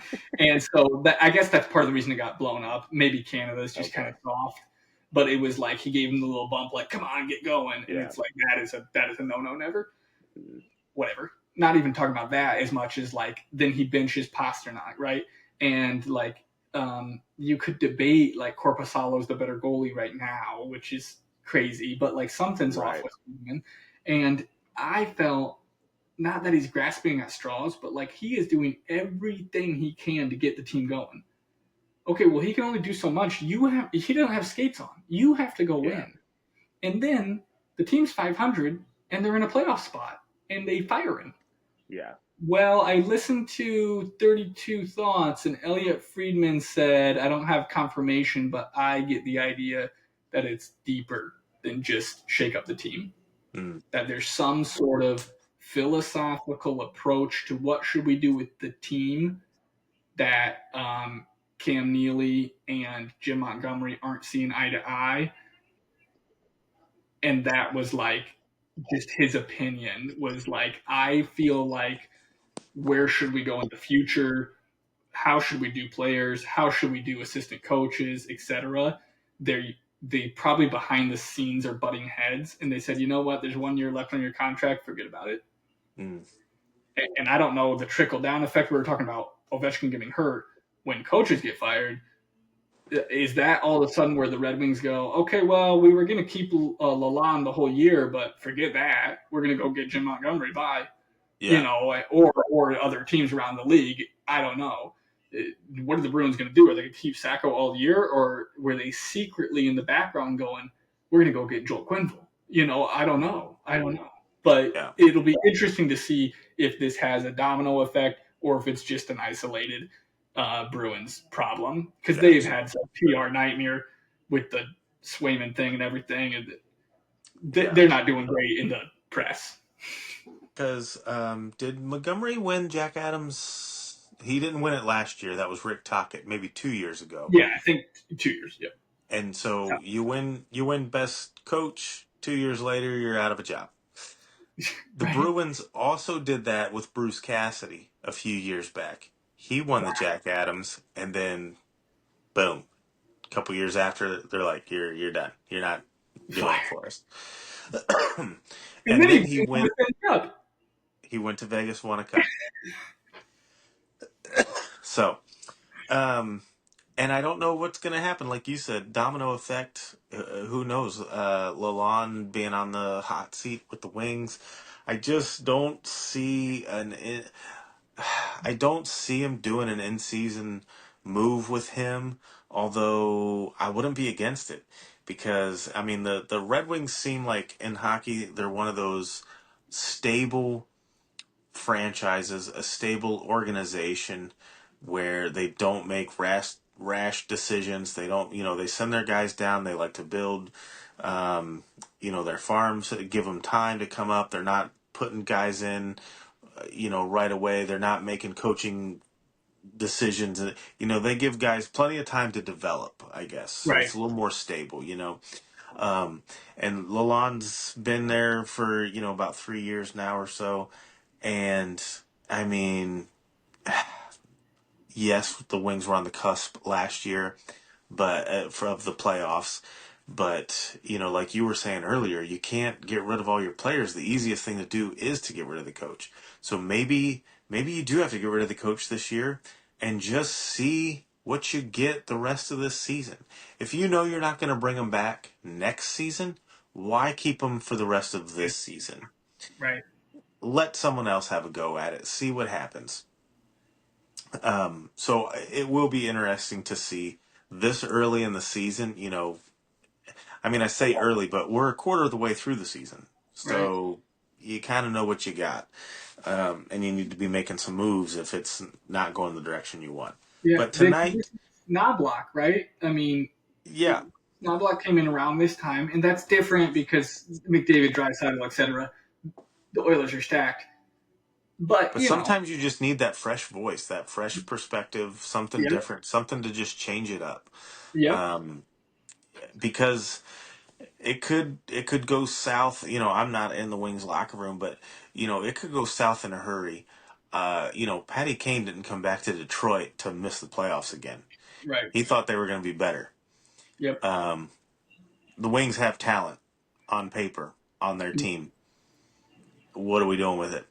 yep, So you get guys that start to get unhappy. Coaches just, they're tired of hearing his voice. Sometimes you just have to make a change. So I don't know what's going to yep, happen. Yzerman, just doesn't put me in mind of someone. He's not going to make the rash decision, the knee jerk reaction. He's very methodical, very thought out, very planned. So we'll see what happens with that. yeah, definitely. And I There, could see that he's opportunistic though, where like I'm not making a rash decision. What happens in Boston doesn't affect my game plan, but then because of that, if stuff moves and shakes, and he says, "Okay, well, I have an opportunity to get X person that I didn't right. last week," then I'm not afraid to make a decision either. So Yeah. it'll be interesting to see what happens. But anyways, moving to Yeah. your topic, I So didn't mean to go there, but no, it's fine. So we're going to talk about the Jack Adams Award Okay, I like it. tonight. Since Montgomery is a Jack Adams winner and currently available.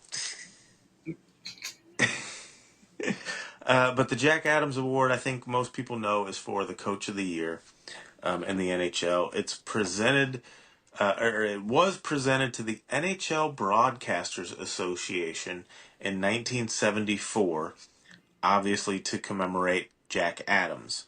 He was a Right. coach and GM of the Red Wings during the 40s and 50s.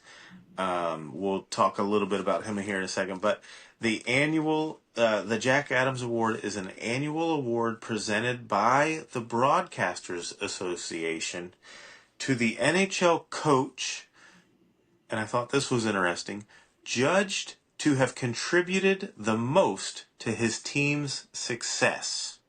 Hmm. That doesn't mean best coach. Right. Yeah, it is worded very interestingly. So I found that to be very interesting because a coach judged to have contributed the most to his team's success. Now, most of the time, it is the coach or it is the coach of the team that's not the best team in the league. Right. Usually and these go hand in hand, so it's not completely whatever, but usually it goes to the coach that maybe came in and turned a team around. Mm-hmm. Last year they weren't a playoff team, and then this year, they're 20 points better in the standings than make the playoffs. Mm-hmm. But they're still not the best team in the league. Right. Tockett is a good example of that. Yes. So I kind of like that, though, that it's not just the best coach, because how do you determine that? Is the best coach just the coach of the best team? I mean, so Yeah. often it seems like MVP's best player on the best team. Right. That's not always the case. Um, so Most very improved, interesting. almost, but like not Yeah, always. But, it's kind of the most improved player award a little bit, or yeah, that's yeah. a big factor, right? You're saying Right, this guy turned the team around, where this guy's just like kind of righted the right. ship and took his team to the next step. Or was there something that happened during the season um, that could have derailed a team? I'm thinking like a big trade, or something happens. Mm-hmm. Caps Big lose injury. Ovechkin for the year, Yeah. but the Caps are still in it, Yeah. Yeah. or whatever. It's like, oh, okay, well then the coach made some adjustments. He made some whatever. And so I'm just now thinking about this. I I apologize because I'm a hockey fan, but I can't tell you who the coach is in Columbus right now. Um, Ooh, I'm drawing a blank. Well, but Columbus has not been as terrible as I thought they were going to be. What's their stand? Where are right. they at in the They're, standings? they're doing okay, all considered. They're outperforming pretty much everyone because of the unfortunate, situation with Johnny. But the Blue Jackets right now, they're third to last in the Metro, but they have a game in hand on the Islanders. If they win their next game, they'll leapfrog the Islanders, and they'll be in fifth in the Metro with a 9-9 record. So while that is like, okay, you are bad, the Bruins are 9-9. I'm just thinking in my head right now, if Columbus is a bubble Yeah. team, 500 team, they don't even have to make the playoffs. They miss the playoffs. Fine. But if you, as a coach, because this has contributed to the most to his team's success, if Yep. you took your team and led them through the darkest days of your franchise Mm-hmm. with Johnny Hockey and how your season started, I would say you would have to consider the coach leading that team to just not just being in shambles all Yeah. year would have to be considered. Absolutely. It's Dean Evison, by the way. Evanson coached with the Wild also. Okay. So he has been around the league a little bit, but that is a good point that like it's not necessarily okay. Maybe this year you might kind of be looking at a team that is like um, not the Rangers, maybe with Laviolette, but that type of thing where you could even go, oh, maybe even Cooper again because the Lightning are doing better than we thought, Yeah. or whoever who took over for the Jets after. Um, Oh. Hmm. anyways, Yeah. they're in first place, they're the best, and you would think they'd be worse. And Maurice leaves, and then he wins a cup. Yeah. So, okay, all of a sudden the Jets are better than they were. Okay, they're in first place, their coach is the Jack Adams. Yeah. No, maybe It not. could. Maybe not. Maybe not. And I mean, it does say team success. So the Blue Jackets, for that coach to be considered, I mean, now he's still leading his team through the darkest days of that team history, organization's history. I mean, but it does say team success. So if to me they would at least have to be a bubble playoff team in Yeah, the running within the last say 5 games of the season or something. They don't have to necessarily make the playoffs, but if they even got that close, just to be able to keep your guys focused and have everything that happened, and yet you can still get those guys to play. I mean, what a job I would say yeah. he would have done there. But so that's a little sidetracked, a little No, but rabbit trail I went down there. to But no, to back you up with the Blue Jackets, though, they ended last season with 66 points. If they continue the pace that they're at right now, okay, they'll get around 80, potentially a little more. So if you get 20 more points than you got last year, and you almost make the playoffs, but maybe you're 10th, so you're not quite in the race, yeah, but you're in the conversation until February or March, yeah, and you unfortunately lost by far your best player, yeah, and you go up the standings 20 points. I mean, that's a yeah, you probably have to make the playoffs to win the Jack Adams almost, almost. but Because like, I would say realistically, this guy's probably not even going to get considered. well, But you know what? I think the weight of losing Johnny Hockey could be an X factor. we'll see. Yeah, yeah, We'll see, because that is an interesting point you're making. If they stay how they are so far and they end the year at 500, that'll be way above expectations. yeah, And you lost drastically your best player. So yeah. that it's very interesting. Right before the season. Right Right before the before the season. season starts. So not only was he unable to contribute to the points of the team, but the whole team is absolutely devastated.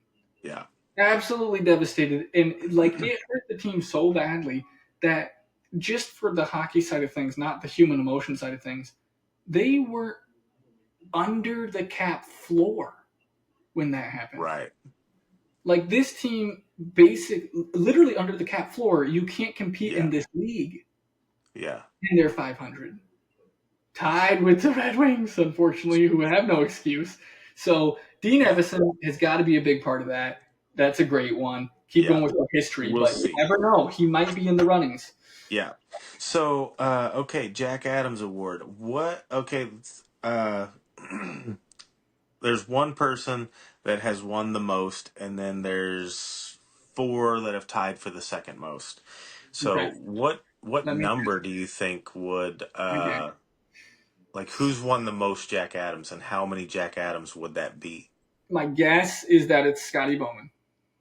Okay, Is that correct? he's tied for second. Oh, okay. So I would guess that first place has three. Yes. Then it's Al Arbor. Nope. Whoa. He's Well, now not. I don't know any other coaches' names. No. Well, I will say, when I was looking this up, I did not know number one. Philip. Pat Burns. Now, I think I've heard of that name, but he's coached kind of in the 80s, 90s. Yeah. Okay. So he's not like some guy from the way before. I mean, this award was started in 74, so it's not like super far back. I mean, that's Okay. what, 40 years now?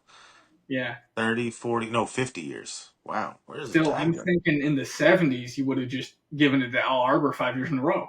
Yeah. But apparently not.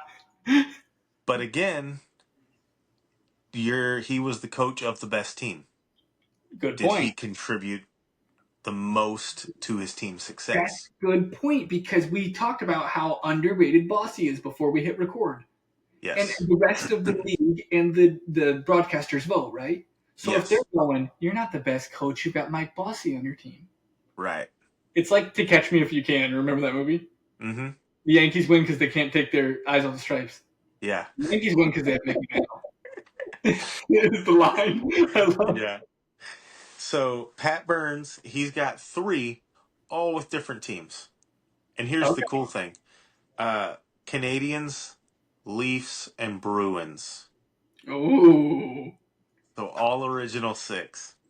But each time that Right. he won it, each time that he won it, he did the team had jumped like 14 or 20 points in the standings. So he did make a significant improvement on the team that he took over. Interesting. Scotty Bowman has two. Pat Quinn has two. Jacques Demars Yeah. has Because, two. yeah. And Barry Trotz has Okay. two. Okay. With the Caps Nashville and and Nashville. Caps, Okay. I would say yes. And then there's a ton of people with one, obviously. Yeah. One guy that I saw on here that I kind of maybe just forgot or wanted to block out of my mind that has won the Jack Patrick Adams, Waugh. Patrick Waugh. Yeah. Kind of crazy. It is crazy. And it's before he went totally basket case and was out of the league for a little while. Yeah, I forgot that it was like the Avalanche were so bad, like so historic. bad. The Sharks bad, like bad, bad, bad, bad, bad. Yeah, And he came in and started punching coaches and fighting refs and pulling the goalie with 14 minutes left in the game. And all of a sudden they turned it around. And it's the same thing. I wonder, we should dig, maybe you did. I wonder if the coach has almost always turned the team around from the previous year or midseason. From the previous probably. Probably. I didn't dig that far into it here, but I mean, I would have to year. assume Well, it would. also, I feel like it would be a difficult, like, that's an easier argument to make. He's contributed to the team's success. You say, look where they were last year. They get a new coach, bump. Yes. So it's Yeah. easier to say it's because of him. Yeah. Where even if a team is like, okay, the Panthers are amazing, it's not because of Paul Maurice. And in the locker room, they're going, yeah, it is. He's Yeah. awesome. You know, but Yeah. that doesn't matter. From the outside looking in, you see Right. that point jump. What changed? The coach changed. Yeah. Obviously, Jack Adams. Yeah.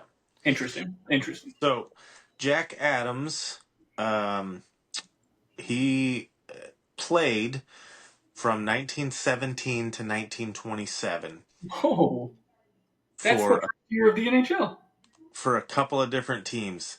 The Vancouver Millionaires, Yeah, uh, the Toronto Arenas, Toronto St. Patrick's, and the Ottawa Senators. the original ones. Yes, Because yes. you know that they still say that they won the first cup. I think they try Uh, to like pretend that it's like you. No, that's not the same team. correct. And he is a two-time Stanley Cup champ as a player, 1918 with Toronto, and then with Ottawa in 1927. Wow. Get this though. So he did go off. He fought in World War One, Mm. came back, but he led the league in scoring in 1921-22. And I didn't dig into this line, but it was mentioned in the article I was reading.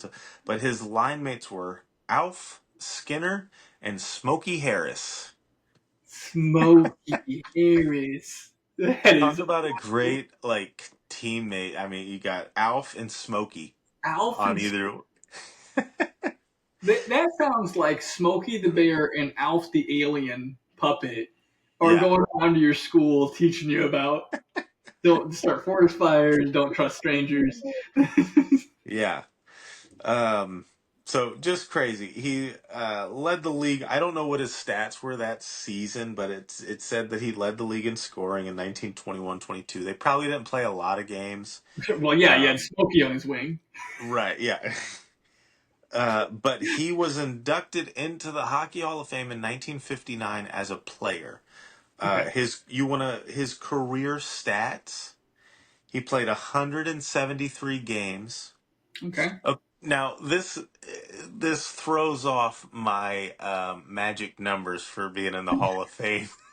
Hey, well, you tell me when Jeremy Roenick had to leave and fight in World War One and then come back and play. Well, it's 173 games played, 83 career goals, 32 career assists. Okay. Dropped off a bit with the man. He could put the puck in the net though, huh? So I mean that is a goal every other game.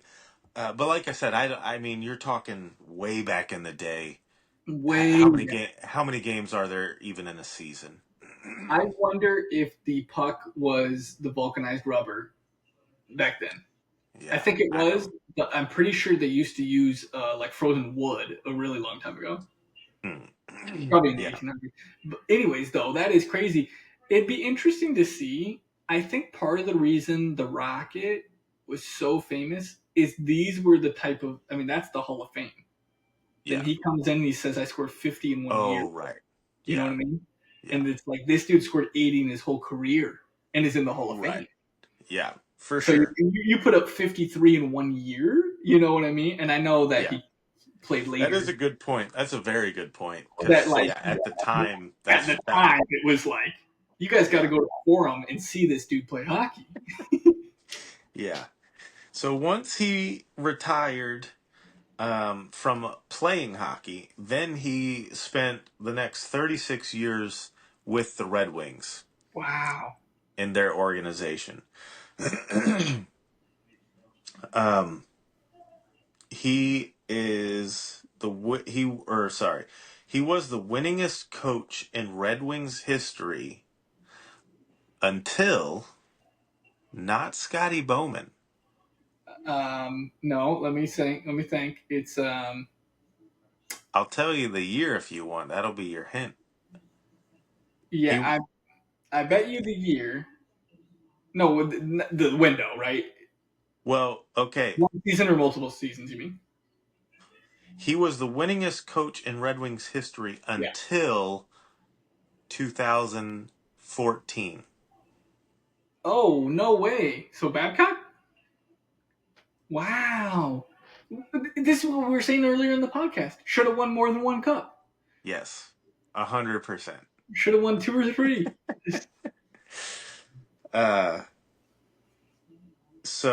but Jack Adams, he won two Stanley Cups as a player, and then he won seven more cups with the Red Wings Wow.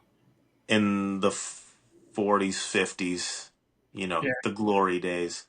Yep. Um, so he was coach, GM through that time, kind of. I think he was both for a little spell, and then he All of quit them. being a coach, and then was general manager That would have been every cup for a until while. the Eisman years. Yes. So here's some other crazy things. He's the only person to have won a Stanley Cup as a player, coach, and general manager. Wow. We've had That players and general managers. yeah, but not We've had players and coaches, maybe even coaches and general managers. But a yeah. player, coach, general manager, he's the only one ever to win a Stanley Cup as each one of Wow. those That's positions. pretty amazing. Um, I'm kind of surprised it's only happened one time ever. Just thinking that, like, didn't Bellevue get in the office and stuff like that? You know what I mean? Jean right, Bellevue, but but never and coached. Or and well, maybe he maybe he did. didn't coach. And right, so I mean, you do have some guys that might be front office guys, Yeah, but they weren't the general manager, or they didn't win it as a player. Maybe they were a player, but didn't win it as a player. didn't win as a player. Right, right. So it's So interesting that, yeah, wow, that's cool. yeah. Um, and here's the crazy thing. So he was general manager, coach in the 40s, 50s, golden era. The farm system that he built with the Red Mhm. Wings included Alex Delvecchio, Terry Shawchuk, Ted Lindsay, Red Kelly, Sid Abel, and of course Gordie Howe. Wow. He's responsible for all of those players. The production line, every single one of them was in the Hall of Fame, right? Every single one of them. And there's the Red Wings have only retired Just eight thinking, they eight retired all of their. numbers. How many? Right? Eight? 1, 2, 3, 4, 5, 6. They've only retired 8 numbers. Here's 6 of them. The So only only other 2 numbers, And Lindstrom. I didn't mean to take away yes. the mic drop, but that's crazy. Yeah. So Jack So, Adams really substantially built the Red Wings into the legendary original six, historic, like yes. He's way more known for that than being a player or, any of that stuff. millionaires. It's he built, yes. It's that he, I mean, established that Red Wings Yeah, culture and the days of Gordie Howe and the cups in the 40s and 50s. Like he's responsible for that.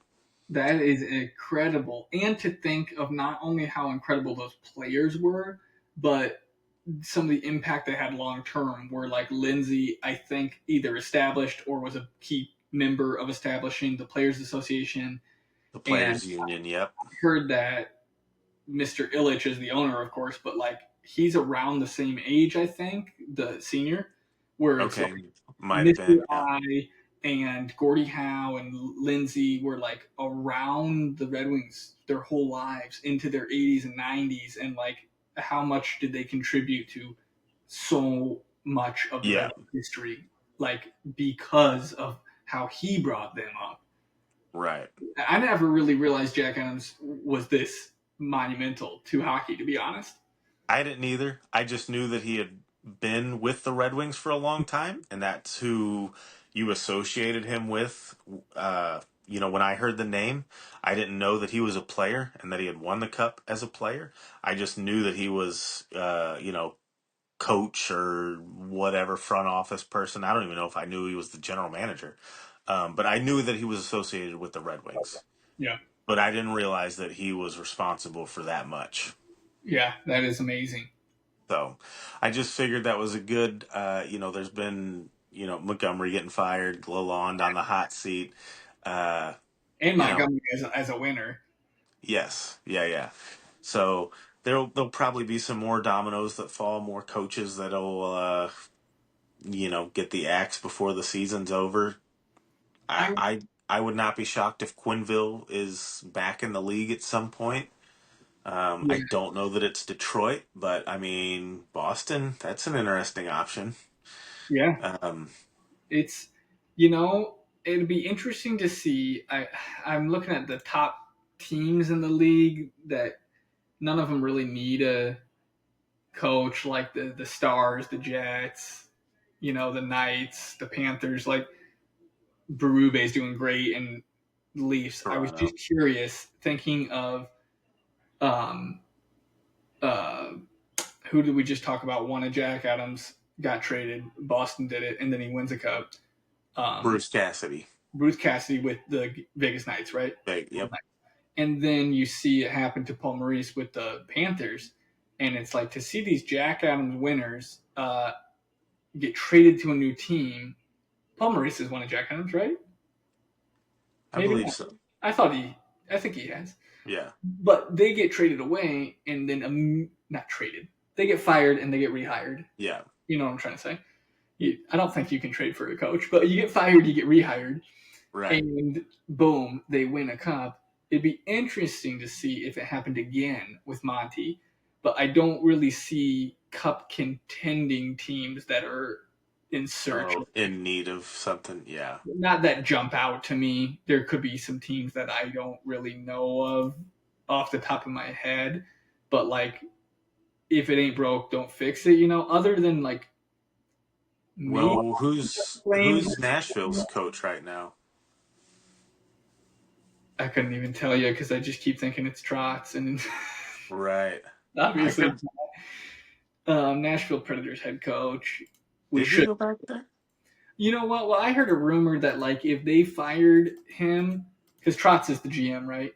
Then like would the Trotz just temporarily for Go this be. season be the Yeah. coach until next year and do a GM coach situation, which Yeah. I feel like they do in baseball? Question mark, but not in the I NHL think that I it know of. Or it they used used to to be in more the common than what it is yeah. today. Oh, you know what? I bet you Lou has done it. Oh yeah, with For the the Devils. Islanders. Yeah, Oh, and the with the Islanders. Devils. Yeah, No, I Lou think Lamoriello or whatever. Yeah. I think when he was with the Devils, he was GM coach. I think, Yeah. I could see that. and then they won the cup, and it's like I don't think they won because of you, Lou. Yeah. That, Yeah. come on. But I could see Nashville's coach being on the hot seat. You got a lot of talent. Expectations were high going in. Yep. And Poor Nashville. This is what we mean when we say small market teams. It's not a yeah. knock against Nashville. I Yeah. typed in Nashville's coach. Nothing comes up. Okay, well, that's because the Predators aren't doing well right now. If you typed it in when Subban's wearing his big cowboy hats going to the finals against Pittsburgh, it probably would Yeah. come. Yeah. Okay? So what's crazy is it just still doesn't come up. It gives me a list of all their coaches ever. So is it Andrew Brunette? Is he their coach right now? Ooh, Or did he maybe. get we should know this, but We whatever. should. Yeah. It's late where I'm at. Sorry. It's late where you're at. Yeah, it's Oh 1:20 wow. a.m. in It's the it's 1:30 in the morning where you're at. That's okay though. I didn't wake up until 6 a.m. today, so I'm telling you what, though, yeah, I'm having my first experience with a sick baby who is doing okay, but Mhm. she only wants mom. And as much as when you're dad, you're like, oh, I want to, my baby doesn't like me. But it's way worse that it's like, I can't really help Leah Yeah. very Yeah. much because she's exhausted. The baby wants her, but if she sits down, game over. Mhm. I want you to hold me and I want you to stand up. So I'm Yeah. like, all right, well, your mom's tired. I'll take you. And she's like, no, not having it. So I'm just kind of standing there like, sorry. Like, should I pick Yeah. you up? Well, you pick her up. Um, Um, by the way, Andrew Burnett was named their head coach last year, 2023.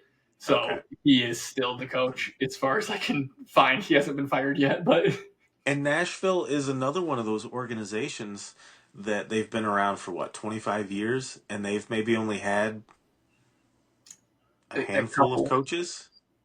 Yeah. I Yeah. mean, Barry Trotz was there for a Trotz while. for a long time, and they didn't have tons of years of success, right? They had a couple Yeah. really good years, and I feel like they had a couple surprise years, sort of Coyote style, where they came Yeah. out of nowhere. Back when they used to wear those jerseys that had the silver, they had a Hmm. couple years where they just like appeared out of nowhere. They went farther than anyone would expect, and then Yeah. like before Pecorine years. You know what I'm Right. saying? Like they had a couple with Yeah. Thomas Volkum where they just Hmm. kind of came out of nowhere and they were good, and then it just.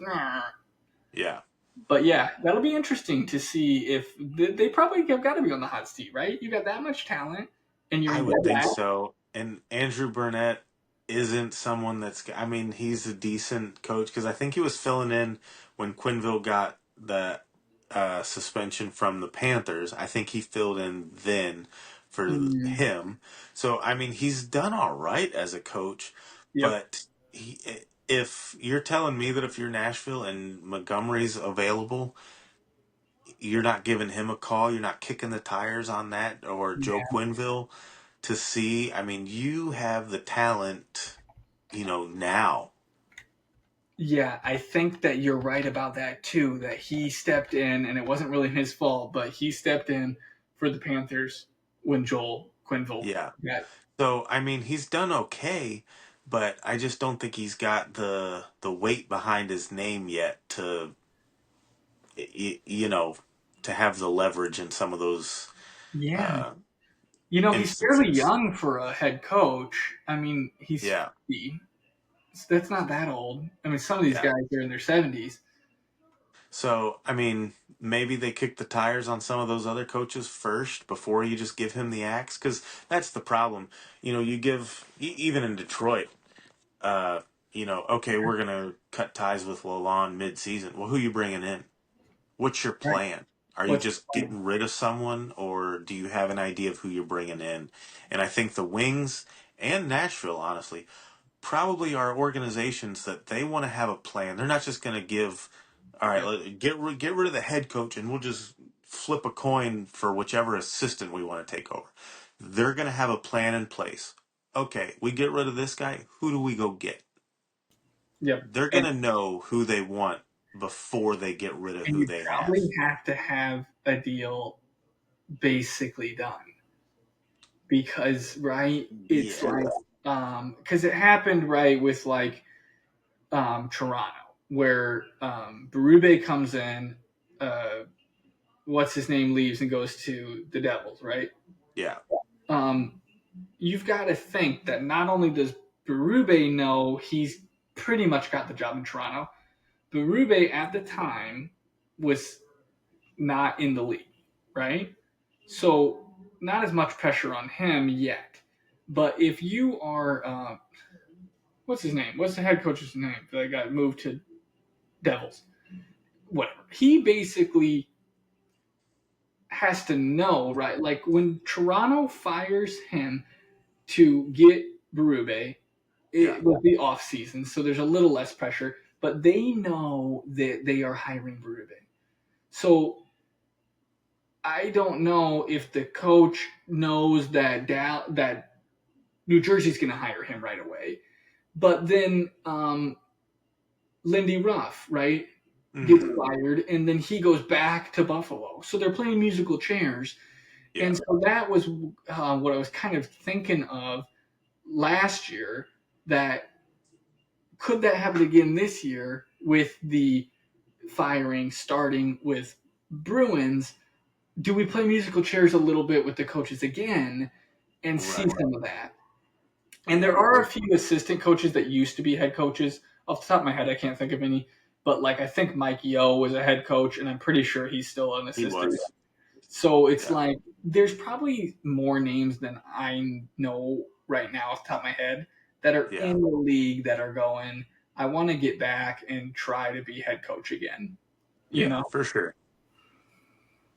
Yeah, it'll be interesting to see what happens. But Yeah. so So that's a really cool history though of Jack Adams' award and him as a person because I didn't yeah, realize that he had such an influence. Going back to 1917 is just crazy. yeah. First So year in the NHL, I think, right? I So it's like believe so. Yes. Yep. that's very interesting. I didn't realize all that. And see, it's Sheldon Keefe. I couldn't think of his name. Ah, yes. We really should go to bed. But yeah, Yeah. Sheldon Keefe is like now I don't think that he knew, oh, I'm going to go to New Jersey because obviously he still has a job. So when he gets fired, it's not like, oh, I've been interviewing with the Devils on the side, right? It's Right. like you're Yeah. going to stick with your team until you get the sack. But the Leafs didn't just fire him and then say, well, now what should we do? I feel like Berube was all but ink. Right. you know? Yes.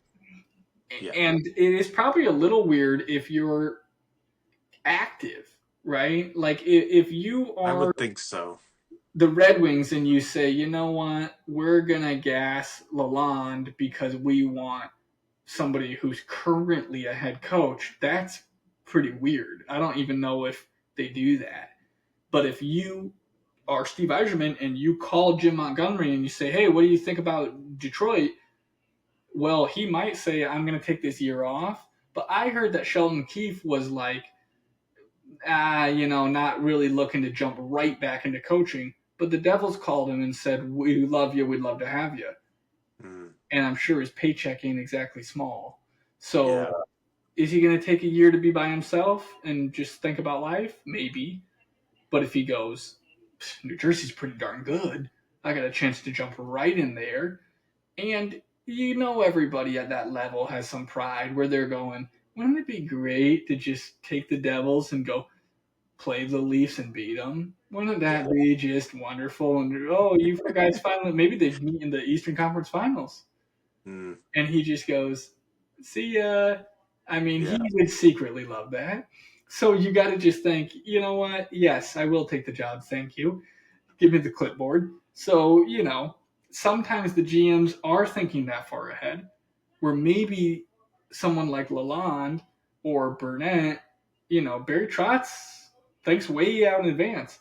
He might have said, we love our team. We love our coach. Things are great. Well, by game 5, by game 20, he's got 2 or 3 or 4 scenarios probably in his head, So, anyways, Jack Adams, really cool history. I didn't really have anything else for this I episode. don't either. Good. So So, despite our technical difficulties, I feel like we went around 2 hours ish. Who cares? I don't even keep track anymore. We just talk whatever we want to talk about, and we that's keep right. it 85% hockey. We just get distracted about hockey, and that's okay. Right. Yep. So All good right. stuff, man. Good stuff. We will try to rein in our fellow podcast people. Maybe get some co-hosts. Maybe get some guest stars. Try to get my Some dad interviews. Yep. to do some stories for us, some old stories. He gave me some good. We talked before the pod. A good little Oh yeah. NHL history thing that Yeah. came from an article talking about Doc Emmerich, and we'll leave it for a different episode, but I think it'll be a really good one. So, little teaser there, everyone. And this episode is going to come out Monday before Thanksgiving. We won't record until after Thanksgiving. So, to all of our listeners Happy Thanksgiving, everybody. I guess it's just US, but happy Thanksgiving. Yeah. Our Canadian friends already had their Thanksgiving, but happy Thanksgiving. I think that Black Friday is actually the American Heritage Indigenous People Day now. I was thinking that people called Columbus Day that, but I think that it's a separate Okay. day, because you always used to get Thanksgiving the day after Thanksgiving off, depending on where you work. Like unless you work retail, then you're working. Yeah. But I saw on my calendar, I think that just the day after Thanksgiving is like officially named Native Heritage Day or something. So, anyways, double holiday now on the federal calendar. So. Nice. Enjoy your Thanksgiving. Enjoy your time with your family. And just remember that, if you are fortunate enough to be playing fantasy hockey and listening to us on your, headphones at work, then just, be grateful that you probably don't have super horrible things going on. Some places in the world have it really rough. Right. We have it here just talking hockey. So say thank you that we get to watch hockey, and thank you that we get to have a fun podcast with our buddies. Absolutely. Yep. So. All right, dude. I will probably talk to you before, but just in case, you have a good Thanksgiving too. Back at you.